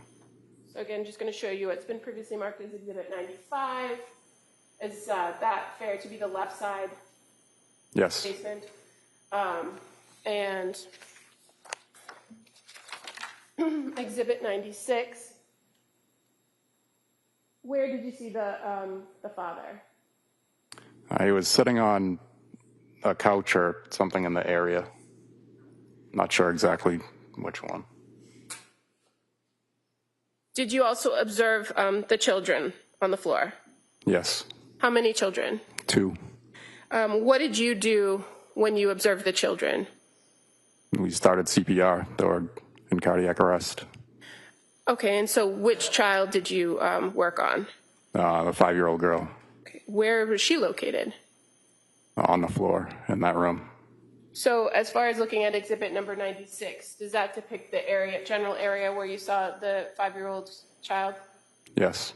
Where did you treat her? Where did you see her? Right in that area. I can't remember exactly where it was. Okay. In this photograph of exhibit number 96, do you see a a lot of equipment. Yes. And I'm just going to show you Exhibit 101 too, with some more equipment. Do you see all that equipment there? Yes. Is that equipment that was used to treat the 5-year-old child? Yes. Did you learn her name to later be Cora Clancy? Yes.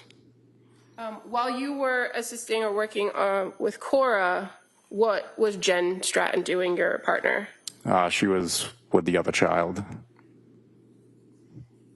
Do you recall where the other child was in relation to Cora? They're kind of right next to each other.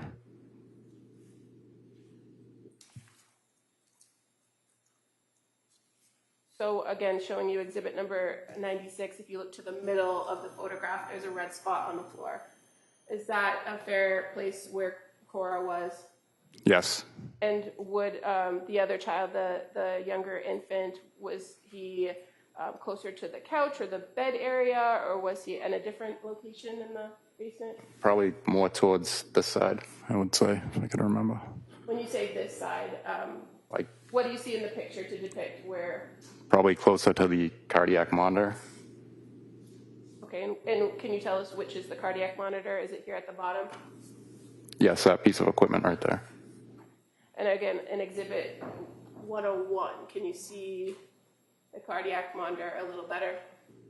Yes. Where is it in this photograph? Right there. Do you mind just getting up and pointing to it on the screen? So we're talking about this black bag that is sort of off-center of the photograph next to a blue bag. Is that fair? Is that? Sorry, what was the question? I'm just trying to locate it on the picture for the record. So you pointed to a black bag that's kind of off-center in this photograph, correct? This is a cardiac monitor.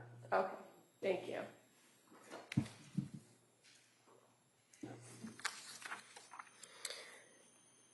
When you started to treat Cora, what were your observations of her when you came upon her?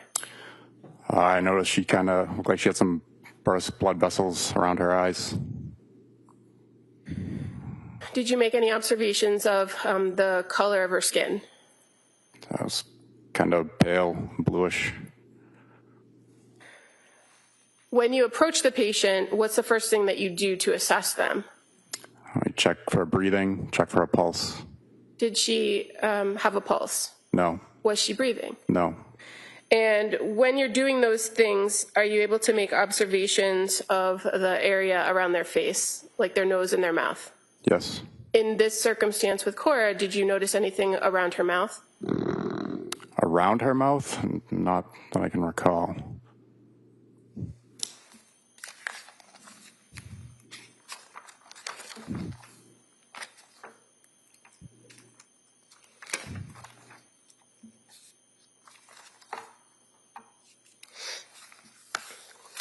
When you are trying to assess her breathing, is there anything you do to try to resuscitate somebody or get them to breathe?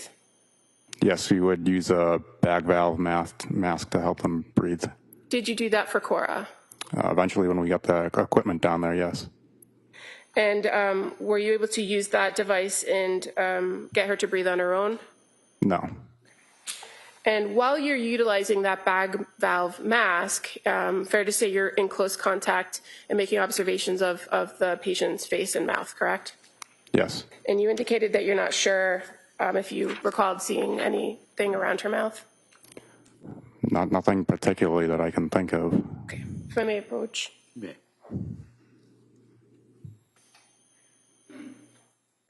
Just going to show you page 9, and if you could read like 17 through 19 to yourself.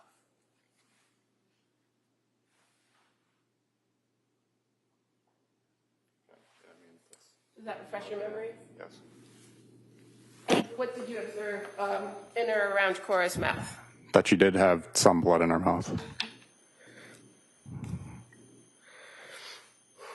Did eventually other emergency staff come down and help you with rendering aid on Cora? Yes. And fair to say, one of the things that you do is maintain compressions and CPR. Yes. And can you do that by yourself, or do you often have to have somebody help? Well, we usually have multiple people working. And in this circumstance, with the treatment of Cora, other people came in and helped you with those things? Yes. Were you eventually able to prepare her to leave the basement area? Yes, once we get more first responders down there.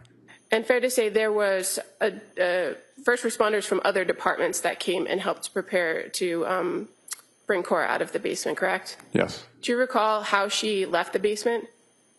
We took her out of the basement on a backboard up the bulkhead stairs. And the firefighters that were assisting putting her on the backboard, do you remember where they were from, what town? Marshfield. When Cora was placed into an ambulance, do you remember what ambulance she was placed into? Marshfield ambulance. Did you continue to help assist them when she was put in the ambulance? Yes, I went to the hospital with them. And do you remember who the firefighters were that were from Marshfield that were helping you? Yes, Andrew Wilkins, Ryan Henry, and Kerry Carver. And fair to say Andrew and Ryan were in the back of the ambulance with you, correct? Yes. And Kerry was driving? I believe she was in the back also. Okay. At some point, somebody hopped in the front seat and drove? Yes. And when you got to the hospital, which hospital did you transport to? Beth Israel, Plymouth.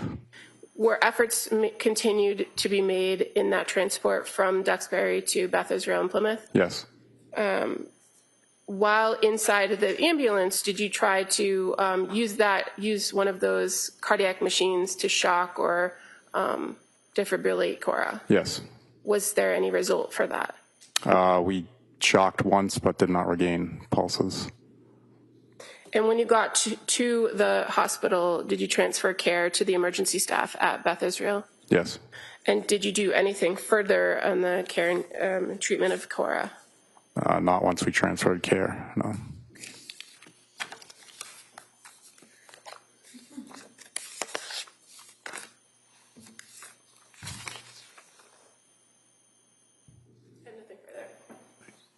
Mr. Reddington? I have no questions. Thank you, sir.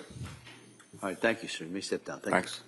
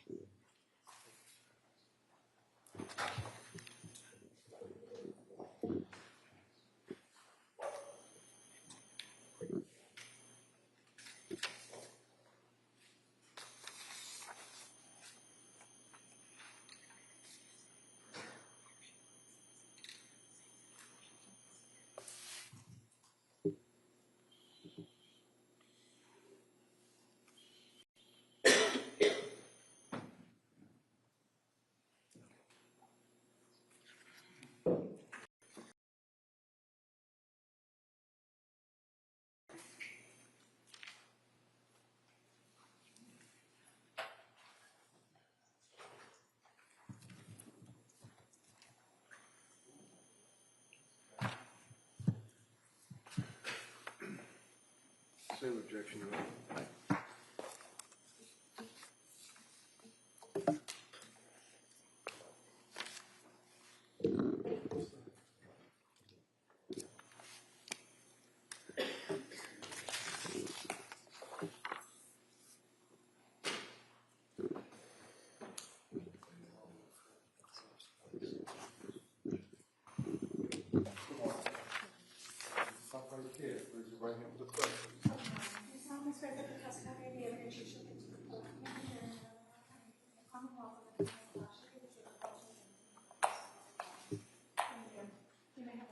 Why don't you stop right there, please? Hey, good morning. Hi. I'm going to ask you to keep your voice up so the jury can hear you, okay? Great, thank you. Yeah, Attorney Sprague. Thank you. Good morning. Can you please state and spell your name for the record? Yes, Jennifer Stratton, JenniferStratton. And your date of birth? July 11th, 1986. Where do you work? Duxbury Fire Department. And how long have you been a Duxbury firefighter? 12 years. Are you also a paramedic? Yes. And how long have you been a paramedic? About 13. And have you completed all the training and certification required to be a paramedic? Yes. I want to direct your attention to January 24th, 2023. Were you working that day? Yes, I was. And were you working a 24-hour shift that started at 8 a.m.? Yes. And were you part of a crew that was dispatched to 47 Summer Street just after 6 p.m.? Yes. And who was with you in that crew? Firefighter Patrick Dwyer was with me in the engine that night. And approximately how long did it take you to get from the station you were located at to 47 Summer Street? Maybe 4 or 5 minutes. And were you driving? I was driving that night. What did you see when you arrived? Pulled up to the address, saw our ambulance crew. They had arrived just before we did. They were starting to walk to the back of the house. And did you follow? Yes. And what did you see in the backyard? Came to the backyard, saw firefighter Dan Doherty kneeling next to a person. It was very dark. Ended up being Miss Clancy. That was all we saw for a few seconds. And at that point, did you hear something? We did. Heard a voice yelling for us to get inside of the house, that there was a kid hanging in the basement. And did you go into the house? We did. And what entrance did you go in? Through the slider doors in the rear. And did that lead you into the kitchen? Yes. And then did you proceed to the basement? Yes. When you got down to the basement, down the basement stairs, would it be accurate to state that you can either go right or left? Yes. Which direction did you go? We took a left. And what did you see when you went left? We took a left and we saw Callan and Cora face up on the ground. And when you saw them, what did you do? I immediately jumped on the radio to ask for 2 additional ambulances, that we needed more help, and Patrick ran to Cora and I went to Callan. And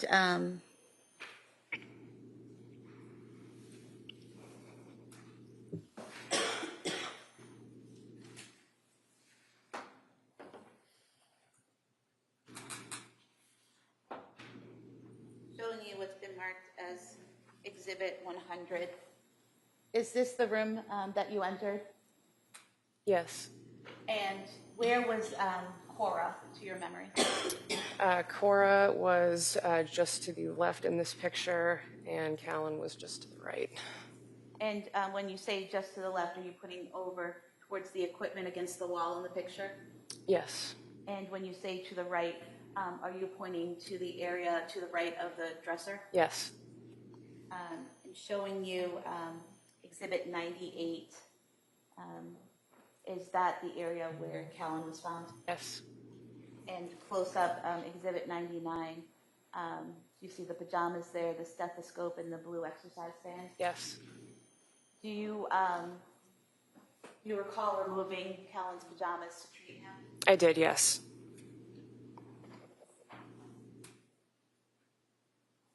So when you went over to Callan, you remove his clothing. What do you do after that? I didn't remove his entire onesie right away. Made sure that checked him for a pulse. He did not have one. Immediately started chest compressions on him. Now, for this is an 8-month-old baby, Yes. correct? Is the way you do chest compressions for a baby different than other people, other ages? Yes, because of the size, you have to scoop your arms around and you compress with your thumbs in the stomach. I'll allow it. So you said you have to put your hands underneath on the back of the child and then use your thumbs to do compressions? Yes. And is that what you did for Callan? Yes. And what did you do next? Continued CPR on him until more help and hands started to arrive on scene. We had an off-duty firefighter, Tom Brandt, come in, and he started to assist me. He took over compressions briefly while more help started to arrive. When Brandt took over chest compressions, what did you do? At that point, someone had brought down a bag valve mask to help us deliver oxygen to the child, and we started delivering oxygen to the child. And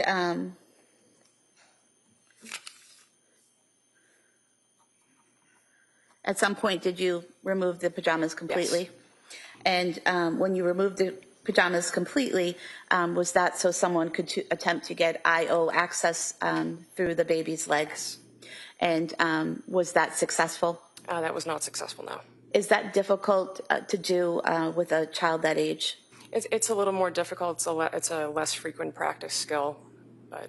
Were multiple attempts made to get the IV access into the bone in Callan's leg? I attempted once, and another provider attempted a second time. I don't remember who that was. And neither attempt was successful? What did you do next? Oh, what was your answer? For which I'm sorry. part? Was either attempt successful? No. What did you do next? Eventually, Kingston Fire arrived on scene to provide the ambulance for transport for Callan. I don't know how long we were in the basement for, but we did make the decision eventually it was time to get moving to the truck and start going to the hospital. While you were working on Callan, did you notice any injuries on him? Yes, he had deep strangulation marks around the entire circumference of his neck. And throughout the entire time that you're in the basement, are chest compressions being done, and you're trying to assist him with breathing? Yes. Did he, in the home, ever regain a pulse or the ability to breathe? No, he did not. Was he eventually taken to the ambulance? Yes. And how was he removed from the basement and brought to the ambulance? I scooped him up in my arms and carried him outside to the truck. And did you go with him in that transport to the hospital? Yes. And at any point in time, did he regain the ability to breathe or heartbeat during that transport? No, he did not. Was care transferred to medical staff at Beth Israel Deaconess Plymouth? Yes, they were. Nothing further, thank you. Mr. Reddington? You may step down. Thank you.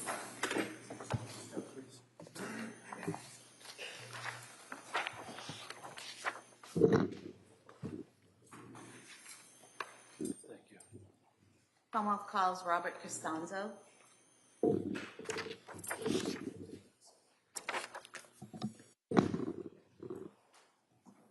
We approach the sidebar, please. Sure, yeah.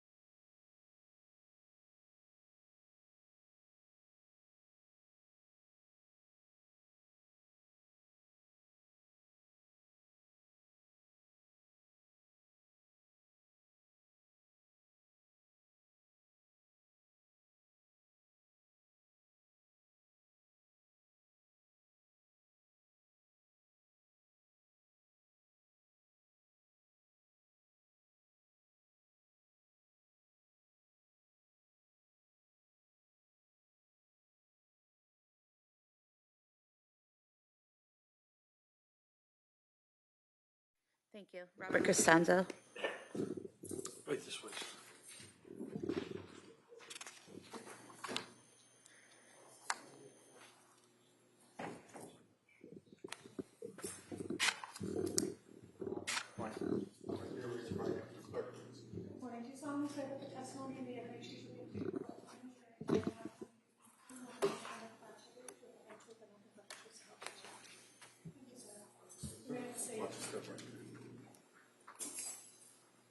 Good morning, sir.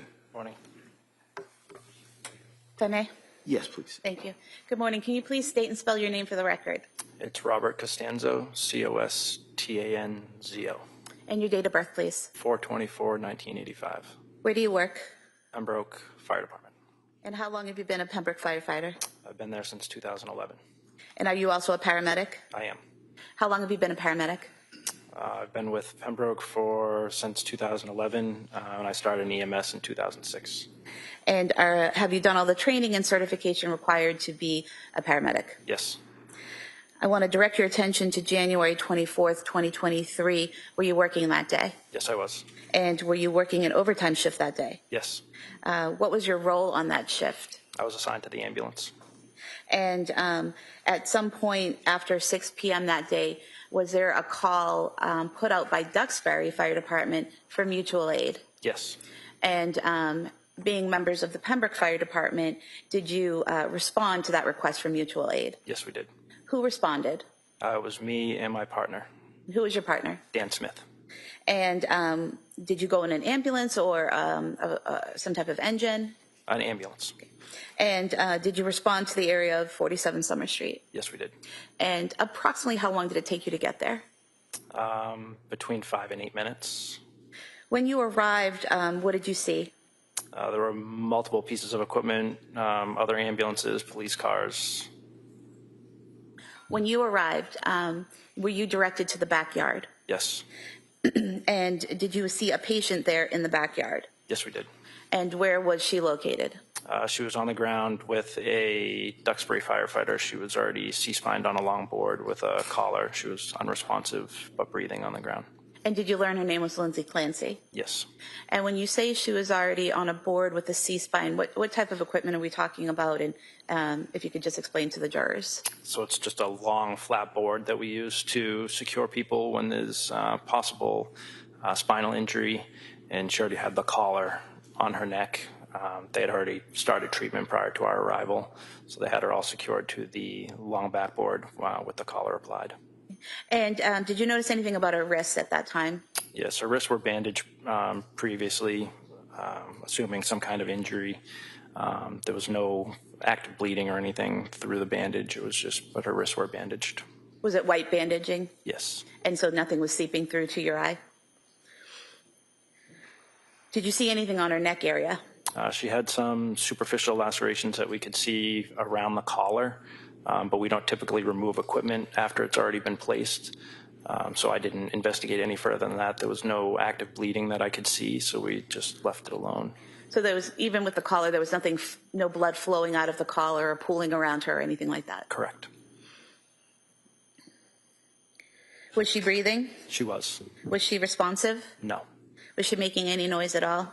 She was moaning and groaning, but no words, no verbal response. Did you bring her to your ambulance? Yes, we did. And when you got to the ambulance, what was your role?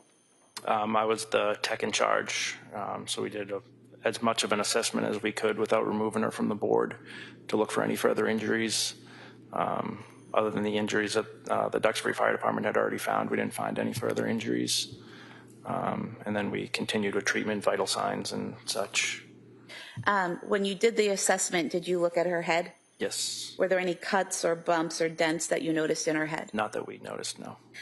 What about her arms, other than the bandaging on her wrists? Were there any cuts, obvious broken bones or injuries to her arms or her hands? No obvious broken bones or anything, no. And you said you were the tech. What does that mean? I was the medic that was in charge. It's a medic that's in charge, or you're the medic in charge. Okay. So I was the medic in charge. And was anyone else in the back of the ambulance with you treating Ms. Clancy? Yes, my partner, Dan Smith. Okay. Who was driving the ambulance, if you recall? It was our deputy chief, Jim Shea. Okay. And do you recall which hospital you went to? South Shore Hospital. While you're, well, let me ask you, how long approximately did it take you to get from 47 Summer Street in Duxbury to South Shore Hospital? It's typically about from Pembroke, it would be about 15 minutes, so it would be a little bit longer than that. I'm not sure the exact time, so probably maybe 18 minutes. Okay. And while you're in that transport, in the back of the ambulance, after you've done this examination of Lindsay Clancy to see if there are any other injuries, what do you do next? So we would start treatment. So we started putting 2 IVs as a precaution, and any other treatment that was needed. So we noticed that her pupils were constricted, and she was unresponsive. So we treated for a potential opioid overdose. We gave 2 milligrams of Narcan, and she seemed to become a little bit more agitated, trying to grab, reaching out with her arms, but no verbal communication. She never fully woke up. And have you given Narcan to individuals in the past in your role as a paramedic? Yes, I have. What is the typical reaction when you give a patient Narcan? It depends on the drug that they took or the amount of drugs that they took, but depending on what they take, their respirations will go up, their pupils will get a little bigger, sometimes they fully wake up. We know who they are, who's referred to. The patient. Yeah. All right. And you were referring to patients that you've dealt with in the past in your role as a paramedic, is that correct? That's correct, yes. Okay. And so they would often wake up when given Narcan? Yes. Okay. And what type of drugs, based on your training experience, does Narcan work on? We're trained to use it for opioid overdoses, so heroin, fentanyl, other drugs like that. Okay. And does Narcan typically work on benzodiazepine? We are not trained to use it for anything other than opioids. Okay. And when you gave Lindsay Clancy the Narcan, she did not wake up, correct? No. Did you provide any other care to Lindsay Clancy on the way to the hospital? Just continued to monitor her vitals and make sure there was no decline. And once you arrived at the hospital, did you transfer her care to the hospital staff? Yes, we did. No other questions? All right. So you're not trained in Narcan on benzodiazepines, is that correct? Yeah, we don't give it for benzodiazepines. And in any event, when you gave Narcan to the body that was laying on the ground, she had already been wrapped up on her wrist, right? That's correct. Already been wrapped up, had the thing on the neck to prevent the head from moving, right? That's correct. And also had bandages perhaps on her neck area, I'm not sure. There were no bandages that I could see because the collar blocks. Yeah, most of it I could see. There are some holes in the collar that we could see some superficial lacerations through, right. But there was no active bleeding. Her wrists were already bandaged, so we don't take the bandages off after they're on. Okay. And there was no blood screws. I ask the questions, you can answer them, okay? Narcan administered to Lindsay Clancy on the ground, yes? In the ambulance, but yes. And there was no reaction. It didn't have any effect on her, right? She appeared to become a little bit more, she started reaching and grabbing a little bit more than she was before. That's consistent as well with a person who's had a head injury, right? Could be. Yeah. So in any event, the Narcan that you're trained would be dealing with opioids, right? Yes, that's correct. Now, did you know, sir, at all that she suffered a burst fracture of a cervical spine? Did you know that, sir? No. T5 through T6, T4, 6, 7, 8, all exploded, fractured. Did you know that? No. Did you know that there was hemorrhaging into her body, that she fractured every rib in her body? No. It was pretty dark out there, wasn't it? It was. Did you obviously administer aid to her, or did you also have a flashlight on your head, or were you holding a flashlight, or what? She was already packaged. She was already on the longboard and everything, so we picked her up, put her on the stretcher, and moved out of the backyard into the ambulance. So how long did you handle, if you will, her while she was laying there? On scene, we were only on scene for, I think it was 7 minutes, I think, total on scene from the time that we... Chaotic? Yes. And it was dark in the backyard, right? Yes. There was no exterior lighting, nothing on the house that was lit up, like spotlights or anything, right? That's correct. No flashlights, right? No. And you scrutinized a hole in the thing that goes around the neck when someone has a head injury, especially a cervical injury, thoracic injuries. You scrutinized a hole that noted that there was a superficial wound to her neck. That's all we could see through the side of the collar. Who's we? Me and my partner. Was your partner scrutinizing the hole as well? The whole, I don't, You said there's a hole in that, and the thing that goes around the neck. yeah, there's holes in the collar that you can see through. Right, and you were scrutinizing. You were looking through it, right? Yeah. You just told the jury you saw Yes. superficial cut of the neck, right? Yes. Okay. Did your partner look through the hole as well? And you've talked about your testimony with the district attorneys in the past, haven't you? Yes. One of the things that they asked you is whether or not it appeared as though the injuries to her neck or wrist were superficial. Isn't that right? Yes. And other than looking through the little hole in the thing around her neck in the dark, you didn't see her neck after that was removed, did you? No. That's all we have. Commonwealth, redirect.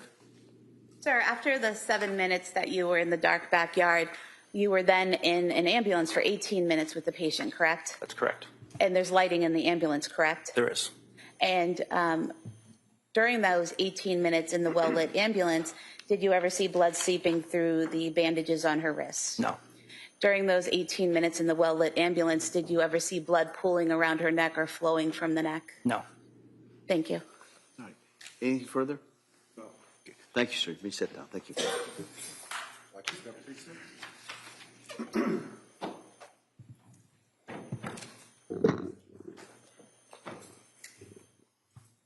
Commonwealth calls Daniel Doherty. Same objection. You testify.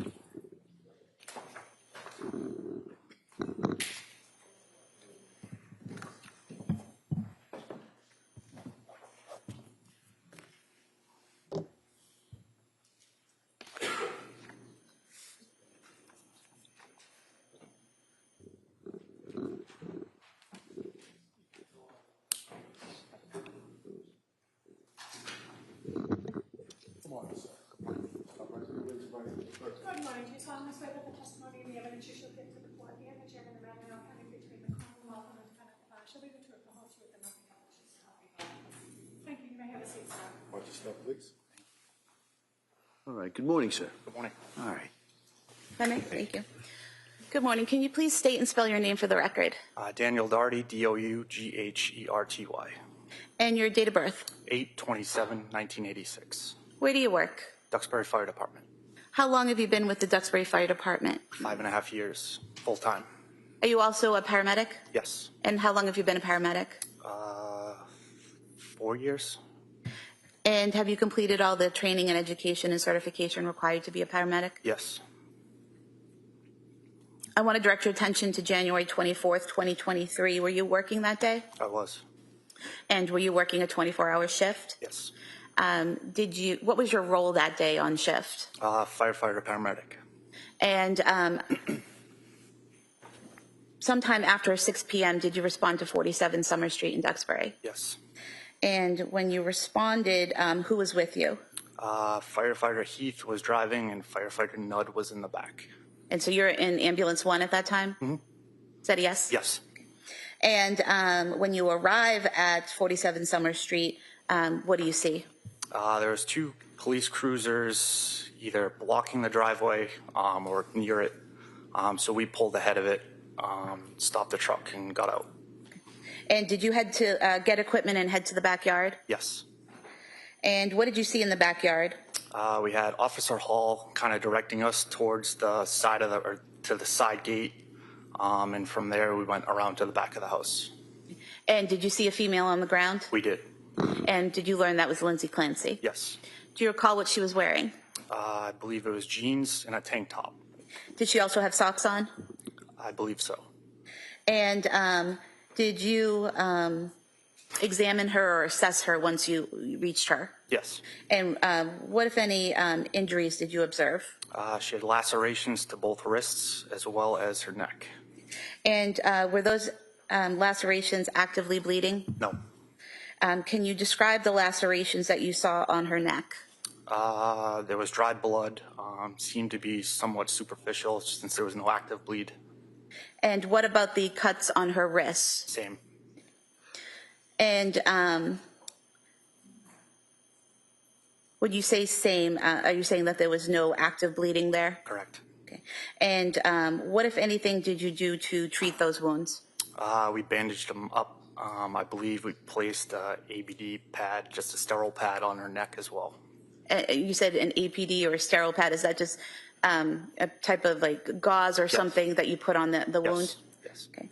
And so you did that, and then you bandaged the wrists, or vice versa? It was the wrist first, I believe, but we did secure the airway first before bandaging her wrist. Okay. So when you first arrived, is she breathing on her own? She was. Was she responsive? Somewhat. What does that mean? Not totally responsive. Pretty much the painful stimuli. And what is painful stimuli? As we were moving her, she somewhat regained consciousness on us.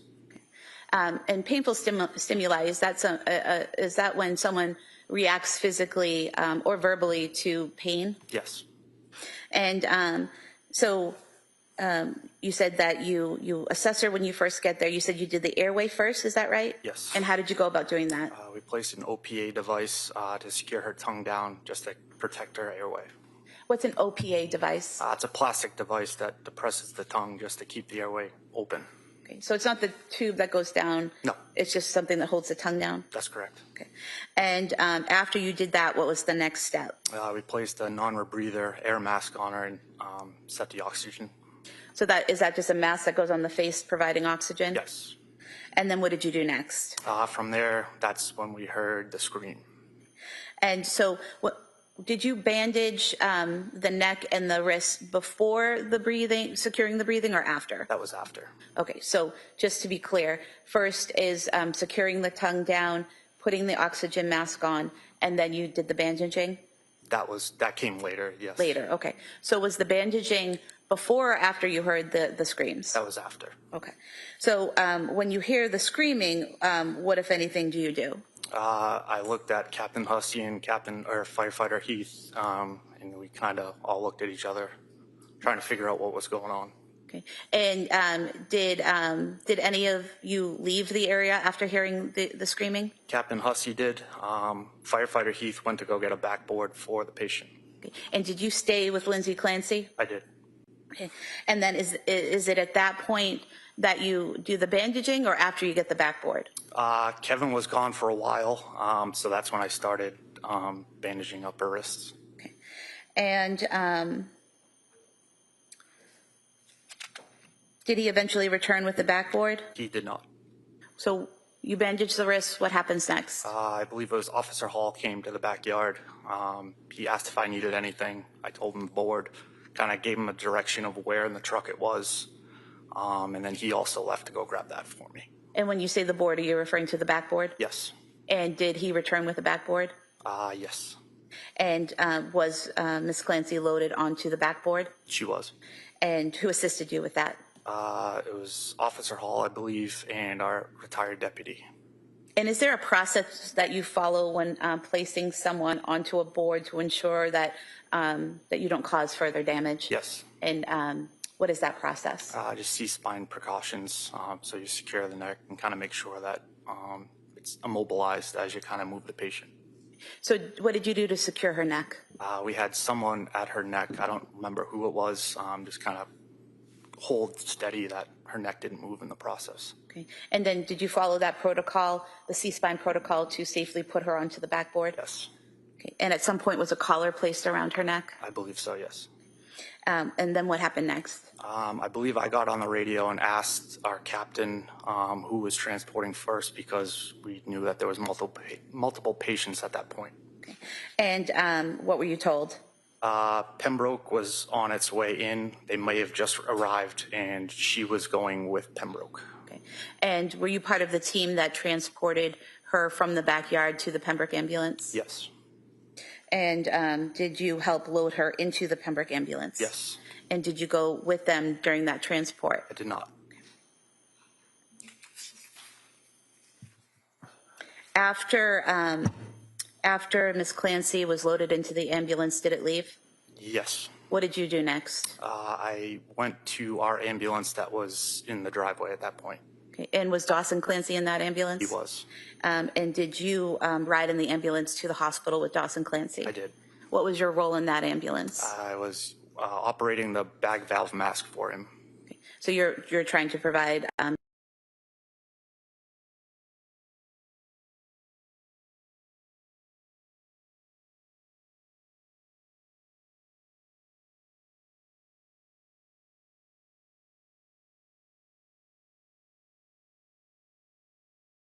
Are you an EMT, a paramedic, or Paramedic. Paramedic? And how long do you study for that? 2 years plus. Would that be full-time studying, or are you working at the same time? I was working at the same time. Do you know on that evening what the temperature was outside? It was cold. Wicked cold, wasn't it? Mid-30s. It was lower than that, wasn't it? I couldn't. I was a couple. It was really cold. Yeah. And how long was she laying in the snow and on the ground? We got the call at 6-ish or whatever time it was. We and responded. The call came because her husband came home from picking up food and found her on the ground, right? Correct. So you don't know how long she was laying in the snow on the ground, right? No. In the cold? Correct. And what's hemostasis? Do you know? What's that? What's hemostasis? What does that mean? Just the coagulation. And you know what the effect of hypothermia? Let me ask you, what's hypothermia? It's just the body under temperature of the body. Under temperature of the body? Or your body is not at temperature that it should be. Right, because of the environment, right? Cold, right? Yes. Sometimes it can be medically induced, right? Mm-hmm. Hypothermia affects the blood flow, doesn't it? Yes. In fact, you actually have a thing called therapeutic hypothermia, right? Mm-hmm. Like if they have to restrict the blood flow to either a heart or a brain or something, that a person can be induced medically to be cold, yes. and it would restrict blood flow, right? Mm-hmm.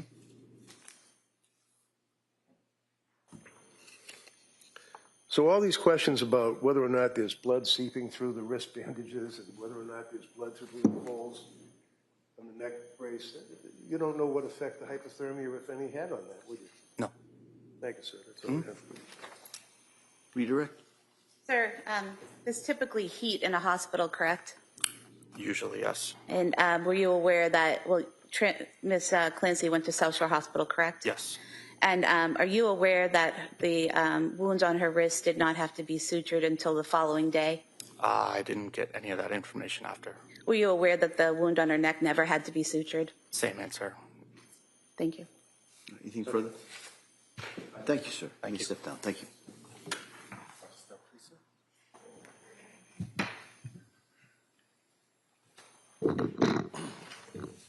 Commonwealth calls Vincent Cahill.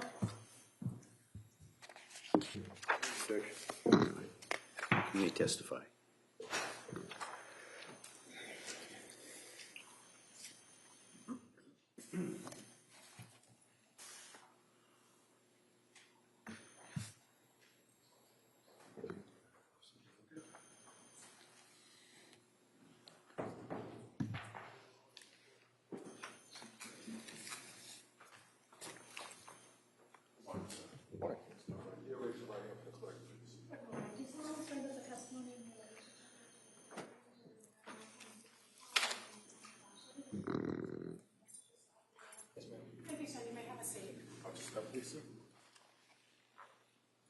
All right, good morning, sir. Morning, all right. Sure.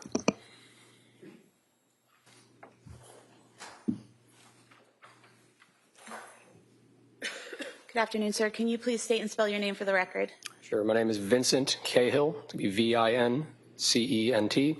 Last name Cahill, that'll be C-A-H-I-L-L. And your date of birth, please. 11/11/1996. Where do you work? I work at the Duxbury Police Department. How long have you been with the Duxbury Police Department? About 5.5 years. I want to direct your attention to January 24th, 2023. Were you working that day? Yes, ma'am. Were you on patrol? Yes. And directing your attention further to approximately 6:11 p.m., were you dispatched to 47 Summer Street in Duxbury? Yes, ma'am. And when you arrived there, well, how long did it take you to get there approximately? A couple minutes. And when you arrived there, what did you see? When I arrived there, I saw a cruiser in the driveway, as well as an ambulance and a fire captain. And did you head to the backyard? Yes. And did you see a woman on the ground there being cared for? Yes. And did you later learn that was Lindsay Clancy? Yes. At some point, do you hear, or did you hear loud screaming? Yes. And as a result of that, did you go inside the home? Yes. And did you go to the basement area? Yes. And when you went down the basement stairs, did you go to the right or the left? I initially went to the right, and I was following the father. So as you're going down the stairs, you say the father, is that Patrick Clancy? Yes. Do you see him as you're going down the basement stairs? Yes. And where is he coming from and where is he going to? It's coming from my left, heading to my right. And what is his demeanor? He was screaming. And as you came down the stairs, did he point in a direction? Yes. Where did he point to? To the left side. And is that where you headed? Yes. And when you went to the left, did you see two children on the floor in that area of the basement? Yes. And what did you do? I checked the pulse of the 5-year-old girl and passed that information along. And then when fire came on scene, I then was backing away because fire was going to start taking over, taking care of the 5-year-old girl. I then backed into the infant who was on the ground. So you said that you checked the 5-year-old. Was that Cora Clancy? Yes. You checked her for a pulse. Did she have a pulse? No. And you said fire came down and started taking over. Was that firefighters from Duxbury Fire Department? Yes, ma'am. And you said you started backing up. Is that when you bumped into Callan Clancy? Yes, ma'am. And at that point in time, what did you do next? I checked Callan's pulse. And did he have a pulse? No. Did firefighters take over care of Callan? Yes. At that point, did you do something to make it easier for the people to fit in the room and treat the children? Yes, I moved a large futon or ottoman, piece of furniture. And I'm showing you Exhibit 96, directing your attention to the couch bed and the ottoman on top of it. Were you the one that placed that ottoman on top of the couch bed? Yes, ma'am.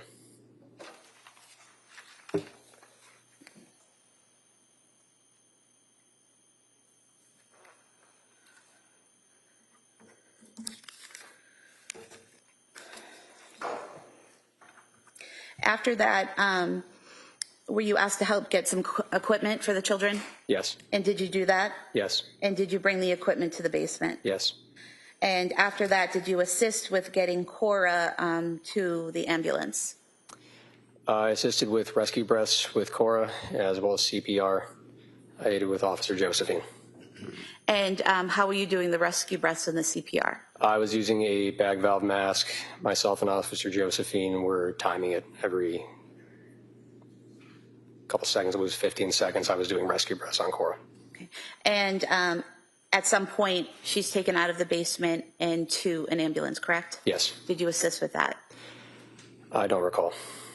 And at any point, did she regain a pulse or ability to breathe while you were helping to assist her? At some point in time, were you given the task of monitoring who came into the scene and who left the scene throughout the night? Yes.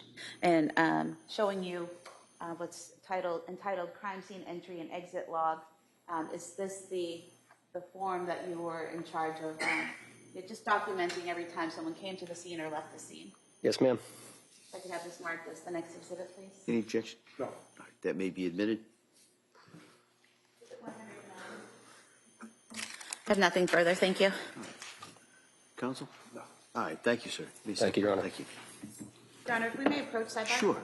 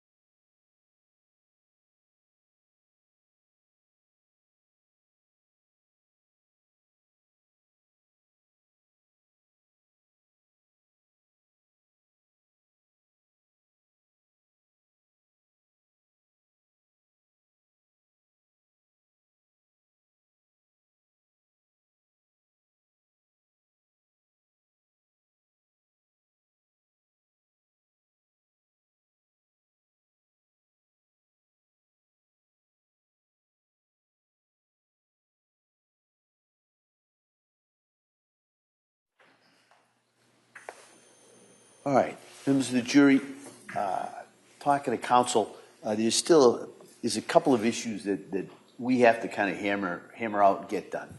And rather than have you wait around, I'm not quite sure how long that's going to go, I'm going to excuse you for the day. All right? As I told you, sometimes the schedules don't always match up what I tell you they're going to do even a couple hours before. So I'm going to excuse you until tomorrow morning. All right? And so tomorrow morning, the plan is that we're going to go on this view. And I'll explain it a little bit more in detail tomorrow, but just so you can kind of picture it in your head, I'm going to ask you to be here, to be ready to come out here at 9 o'clock. I'm going to address you, probably ask you those same questions. Then I'll give you a little bit of information about the view. I'll give you an instruction. What the view is, we're going to go to a couple of areas. You're going to be able to get out and look at these areas. The lawyers will be there. They'll be able to point out what they feel is significant. And at that point, we'll then come back.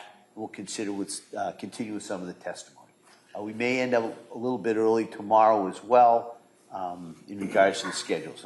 And at that point, I'm going to talk to counsel, kind of see where we are in regards to the overall schedule. But it's my impression that we are ahead of schedule at this point. So I just kind of wanted to let you know that. So I'm going to excuse you till tomorrow morning rather than have you sit here and just kind of wait in regards to that. So I'm going to excuse you till tomorrow. I'd ask you to be here at 9, check the weather, but you'll be on the view in the morning, and then there'll be some witnesses in the afternoon. All right, so remember, I'm going to ask you those questions. Don't read anything. Don't talk about it. Don't do any research. Don't take any field trips. And I'll see you tomorrow morning. Okay? Thank you. Court, all rise. Jurors, close your notebooks, away from all the chairs, please. Follow me.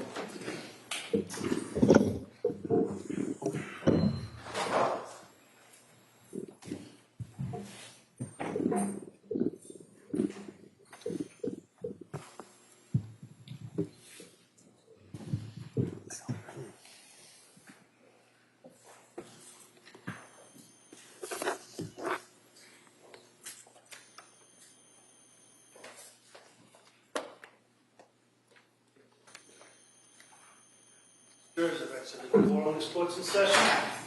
All right. In recess until tomorrow, the court, the media, the court had issued previously a specific order regarding the view. There was a supplemental order issued this morning, so everybody should just be aware of that. And I want to thank everybody for their consideration, and we'll be in recess until tomorrow morning. Court, all rise.